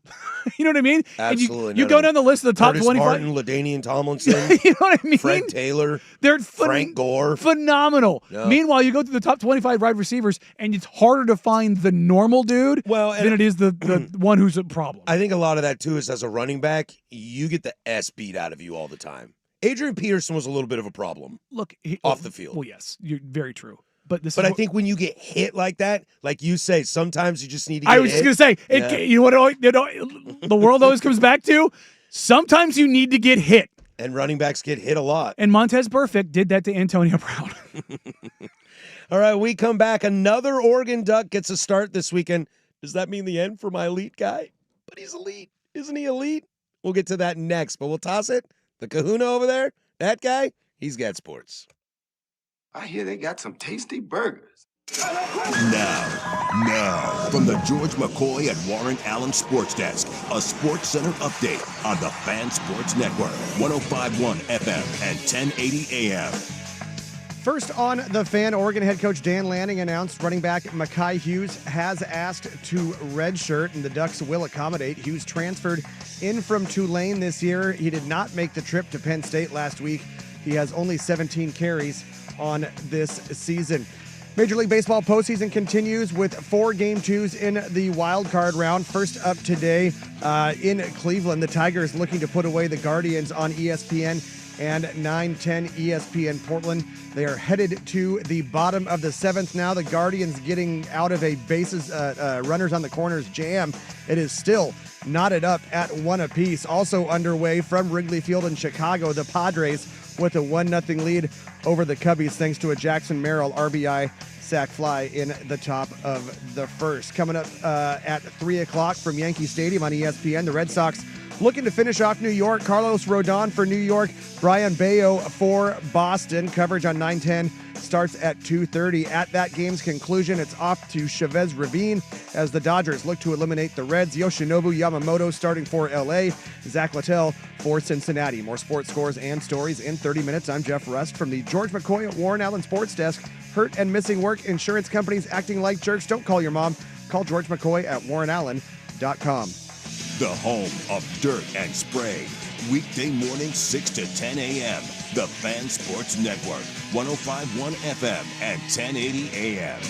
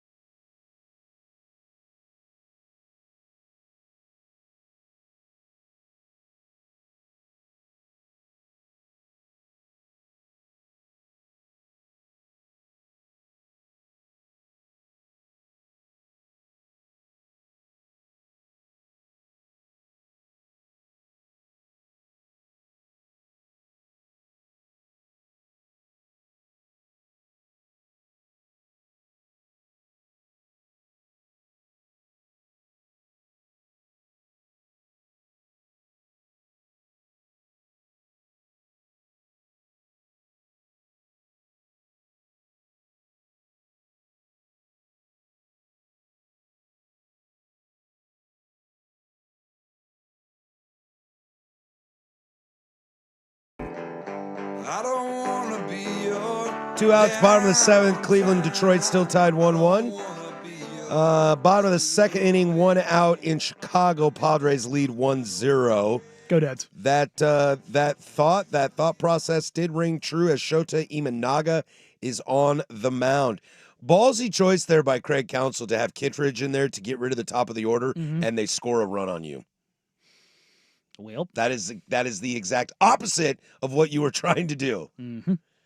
Oh, that's tough. That's tough. And that's the end of the 7th. We'll go to the top of the 8th. Got too cute. In Cleveland, tied 1-1. Can this show just be over? I need to get to the bar. Hosey and Quan are going to get They're going to get another at bat. They're going to be there. 503-864-6326. Running backs were your hard hat guys. They busted their ass. Wide receivers were the pretty boy athletes. That's the truth. That's the truth. Sometimes you just got to get hit. Got to get hit. Danny, your Oregon Ducks are going to start another quarterback in the NFL. This time in London.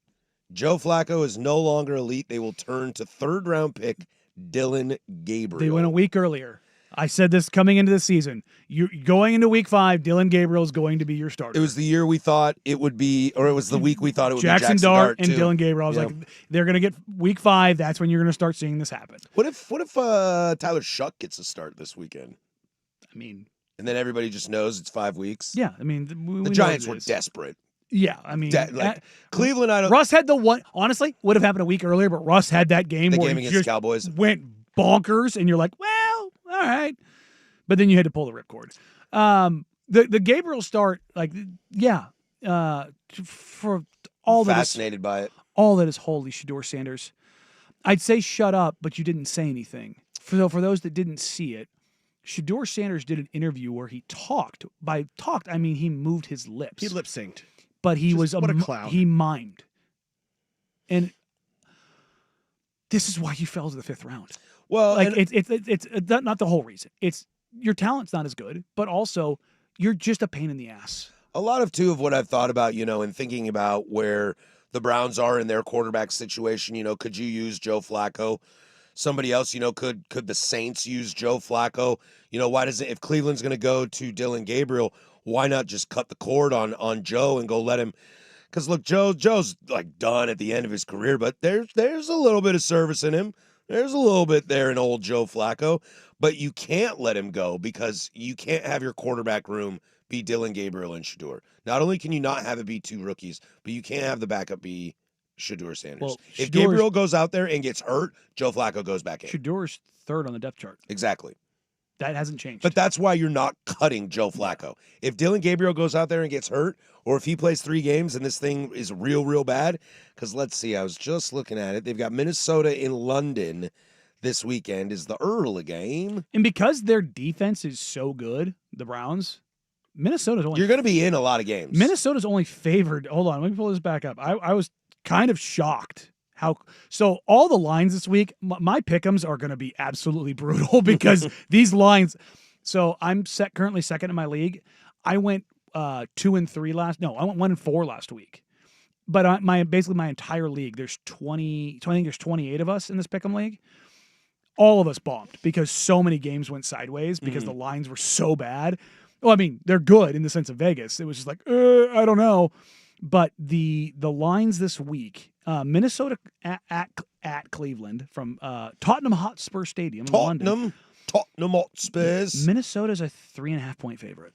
Well, I think sometimes when you go into the wildness of the travel and all the things that go with that, but hopefully nobody gets robbed. But also, look, Minnesota with Wentz's offenses look better. Mm-hmm. Agreed. I think Wentz is great. We went through this last week. How many places would Wentz start right now? I think we got to 7. Yeah, something like that. So it's like this being one of the teams. Yeah, Cleveland being one of those teams. One of the teams. 100%. But the over-under line is 35.5, and God, it might be the lowest. Yeah, it's the lowest of the week. I think you get a good runway though to kind of get a nice gauge. Well, I mean, on Dillon Gabriel. Brian Flores is a demon. Yeah, I know. The Vikings is going to be tough, but that London thing could be a weird factor. You're at the Steelers the next week, and then you get this runs of Dolphins, Patriots, Jets. Now, I'm not poo-pooing the Patriots by any means, but Jets and Dolphins are in a rough situation, and I don't think that nobody's sitting here saying the Patriots have a world-beating defense. So you're going to have an opportunity to see Gabriel compete against what could be very good defenses, or at least very good personnel, because I think we're all out on the Steelers' defense, but there's some good personnel there. And then you're going to have an opportunity to play against some teams that don't really have it figured out in terms of definitely personnel. Now, Glenn might have the Jets humming a little bit. You know me, I've been kind of high on Glenn. Oh, yeah, for sure. What's going on over there in New York. So maybe by then things are looking a little better. But I kind of like this. I mean, then you take Ravens, then it's Ravens, Raiders, Niners, Titans, Bears, Bills. Well, God, I'll tell you right now. God, this schedule sucks. Ravens, Raiders defensively. That ain't good. I think you're in an okay spot. You just got Ravens defense is the worst defense in the league statistically right You now. basically pulled an Andrew Kittredge today, and you threw Flacco out there against the Bengals, the Ravens, the Packers, and the Lions. Let's protect the kid from getting bludgeoned by those guys, and now we can throw him out here. Look, Minnesota is Get familiar with the playbook, get comfortable, get some reps in practice. I love Flores. I love what he's doing there. And Kevin O'Connell, like, I'm a big fan of Minnesota, but they have definitely underperformed from what we've seen visually. Sure. Visually. I don't know if that's because J.J. McCarthy's hurt or if Sam Darnold was that important, but they're not a world-beating team right now, and I think you got out of that. This might have been the plan all along. I think it was. I mean, last week, against the Steelers, Wentz did throw the 2 picks, but he also threw for 350, which J.J. McCarthy wasn't going to do. I don't think J.J. McCarthy's ever thrown for 300 yards in his life. I don't think he's thrown for 350 yards in 2 games combined. Pick any 2 games on the schedule at Michigan. Did he? You know what? During the break, I might actually look that up because I bet you it maybe happened once. Dude, I'd love to know. Because he threw for 300. Yeah. But 350? Oh, doubtful. That's doubtful. Highly doubtful. And that's an insane thing to say. But he did a really good job of getting Justin Jefferson the damn ball. Sometimes it's all you got to do. It's and also getting Jordan Addison back because he suspended the first couple games of the season because he's a dummy. And he was a huge impact. Oh yeah, I mean 4 catches for $114. Yeah, I mean you had what 250 or 240 yards between JJ and Addison. So, that's not bad. But if you're talking about this is Dart upset the apple cart last week. I was like Harbaugh undefeated against rookie quarterbacks. He's got a defense that's out of this world. Dart was able to go out there and really be a dude for the Giants. And you've got a Minnesota defense that's really good, and a defensive coordinator, Brian Flores, it's really good. Gabriel's entire career was predicated on being successful, taking what defenses gave them, and not forcing the ball. If he can go out there and that defense performs as you expect it to perform, the Browns defense, the Browns have a chance. All right, we come back. We'll close up shop. The firm of Harrison Meringue, 105.1 The Fan and the Fan Sports Network.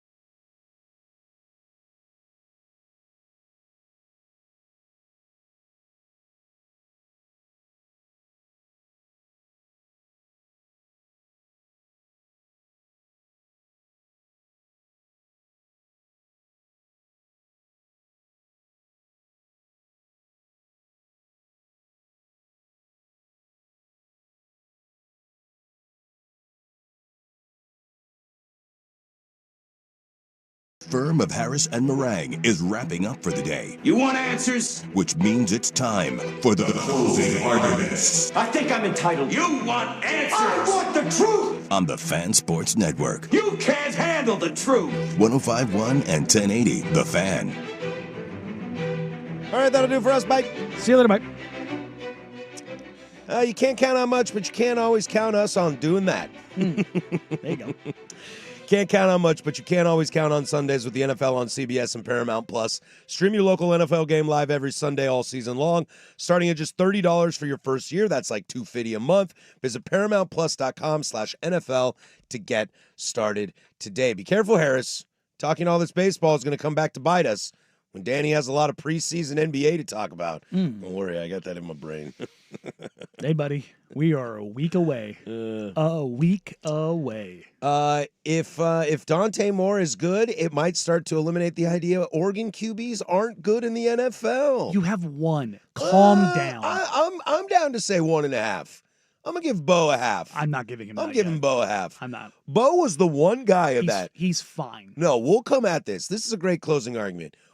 Bo was the one guy in that draft that I knew for certain was not going to be a bust. Not the sky. You know, Caleb Williams could be a Super Bowl champ and a Hall of Famer. Okay? Michael Penix, the sexy with the left, you know, and the legs and all this stuff. Drake May, your typical modern day quarterback. All right? Bo was the one guy, especially when he went to Sean Payton, that I said he will not fail. That's He fair. will not be amazing. Well, he could be amazing. I never thought he would be amazing, but I knew he would not fail. So if you're talking about Oregon Ducks in the NFL, I'm going to go 1.5. Okay. That's not 1.5 does not a program make. Well, I mean, that might be more quarterbacks than any other program's got in the NFL right now. I'm just saying, I don't know off the top of my head. So if we're thinking about it, if somebody knows, please let me know. Oklahoma. Oh, that's right. We already did this. Including one of the guys that went to Oregon is Oklahoma, too. Yeah. He double dips. Yeah. So, yeah. Who claims Dylan Gabriel? The Duck fans claim? Can Oklahoma claim him? Oklahoma can. Why? He was there longer. So I can claim Cam Ward? Yeah. I've told you this, and you refuse to. I do refuse. Well, I'm not allowed to.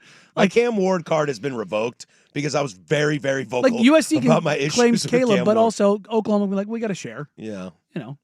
I will claim John. Oregon can claim a share. I will claim John Mateer. There you go. And I definitely claim Drew Bledsoe. But if you're talking like quarterbacks. What is this, like a Huskies national championship or something? Yeah. Split? Yeah. You know. But yeah, no, and that's not even an anti-Oregon thing. That's what I talk about with any program. It's like when God, who was it? Was like we should be known as linebacker U. I can't remember what school it was. I'm like, there are two schools that get to claim that. Penn State and USC. Yeah. Those are the two schools that are Ohio State pretty I know, good there for but a while. but it wasn't one of those. It wasn't like one of the like true like crazy blue bloods. It's like LSU is DBU. Ohio State is wide receiver U. Yes, currently. Like I mean. Yes. For the last 15 years. Yeah, I think that's what's going to be interesting, though, when you start talking about this, like having this conversation of Dylan Gabriel being another Duck starting in the NFL, and it sounds like Jaden Daniels is good to go this week, so it won't be Mariota. Lamar won't be, though. Yeah, that's true. Get ready for that Cooper Rush action. Yeah. But it's gonna get real tricky in the NFL, I keep forgetting to pay attention when they do introductions on TV on primetime games, and the guy says, Patrick Harris, Washington State University. Like, does Cam Ward say Miami, or does he say Incarnate Ward, or does he say his high school? Because it's going to be weird as we advance. I like the guys who switch in the transfer world. It's going to be weird as you get down the line. Bear Alexander goes Georgia, USC, Oregon. Just less like he transferred. He's been to what 7 schools in the last 7 years? I think is what it was, because he went to 4 different high schools. Yeah, it's going to be tough to, here on the YouTube chat. Will Oregon become QBU? I mean, right now they're in a good spot for it. Mariota won a Heisman. Okay, his NFL has not been that great. Get out. Get out. Oh my God, it happened! It's Brian Rocchio! I literally said who was coming up, and you're like, oh crap, Rocchio. Home run Guardians taking the lead 2-1. It is Brian Rocchio. Wow. That is insane. Tell me it's not more fun when you got skin in the game. Dude, I hate Brian Rocchio. We literally sent him down to the minors, and then we were like, oh, God, these guys are worse. Who's punter you? Ladies and gentlemen, That is Florida State. No. I just Iowa. I just give him Janikowski for life. Well, that's kicker. Oh, that's fair. Punter, Iowa. Yeah, punter, Iowa. Iowa. Tight end, you. Tight end, you. And also left tackle, you. Oregon could be QBU. You know, if Dylan Gabriel pops Go ahead and spend the next decade producing above average quarterbacks. No, I know, but quarterback is really hard to hit on, and it's really hard to evaluate coming out of college into the NFL. It really is. Because, like, I don't know if Drake May is any good. I don't know if Penix is any good. All those guys went in the first round. I don't know if Caleb's any good. But also the idea of, like, mostly quarterbacks, when you look around the country, they come from all over. Carson Wentz is North Dakota State. Joe Flacco's Delaware. Yeah. You know what I Tony mean? Like, Romo is Northern Illinois. I mean, like. Northern Indiana. I don't remember. Aaron Rodgers is Cal. And was at JUCO before that. Yeah. At Butte Community College. Well, Aaron Rodgers is Cal. So is Kyle Bowler. Yeah. And so is Jared Goff. Mm-hmm. Like, Tedford had quarterbacks coming out of there. That's Tedford. Tedford had quarterbacks coming out of there. But, I mean. Pac-12, Pac-10. OG Pac-10 was quarterback conference. Oh, yeah, that was the quarterback conference. But yeah, and again, this isn't anti-Duck. This is anti any program who starts to say they're this thing or that. Well, thing. and that's kind of what I was getting. That's kind of what I was getting to. Is it's? I think in this world, you are no longer quarterback you or linebacker you. You are transfer you. Yeah. And not like where I'm completely blowing up my entire roster and just getting transfer guys in here, but I do transfer better than anybody else. And I think Lanning is starting to plant he's crushing that. Lanning's planting that flag. We'll see what Texas Tech does in this world of that, because they're the new players in the game. And we'll see the Clemsons fade away. And Mario's going to – I think that's why Mario and Oregon are – the U and Oregon are the teams to beat right now. Could you argue that Mario Cristobal and Dan Lanning are the best transfer guys in college right now? I would in terms of filling holes with the right guys. Well, I was thinking not overhauling your roster. I was thinking just the quarterback position. There's the fact that you got a top recruit to sit out a year and play quarterback at Oregon. I would is say wild. At the quarterback position, it's Lanning, Cristobal, Lincoln, and you can argue with me until you're blue in the face. But Caleb Williams, Jaden Maiava, that's pretty damn good. And they got a guy to stay in Miller Moss, like that's pretty damn good.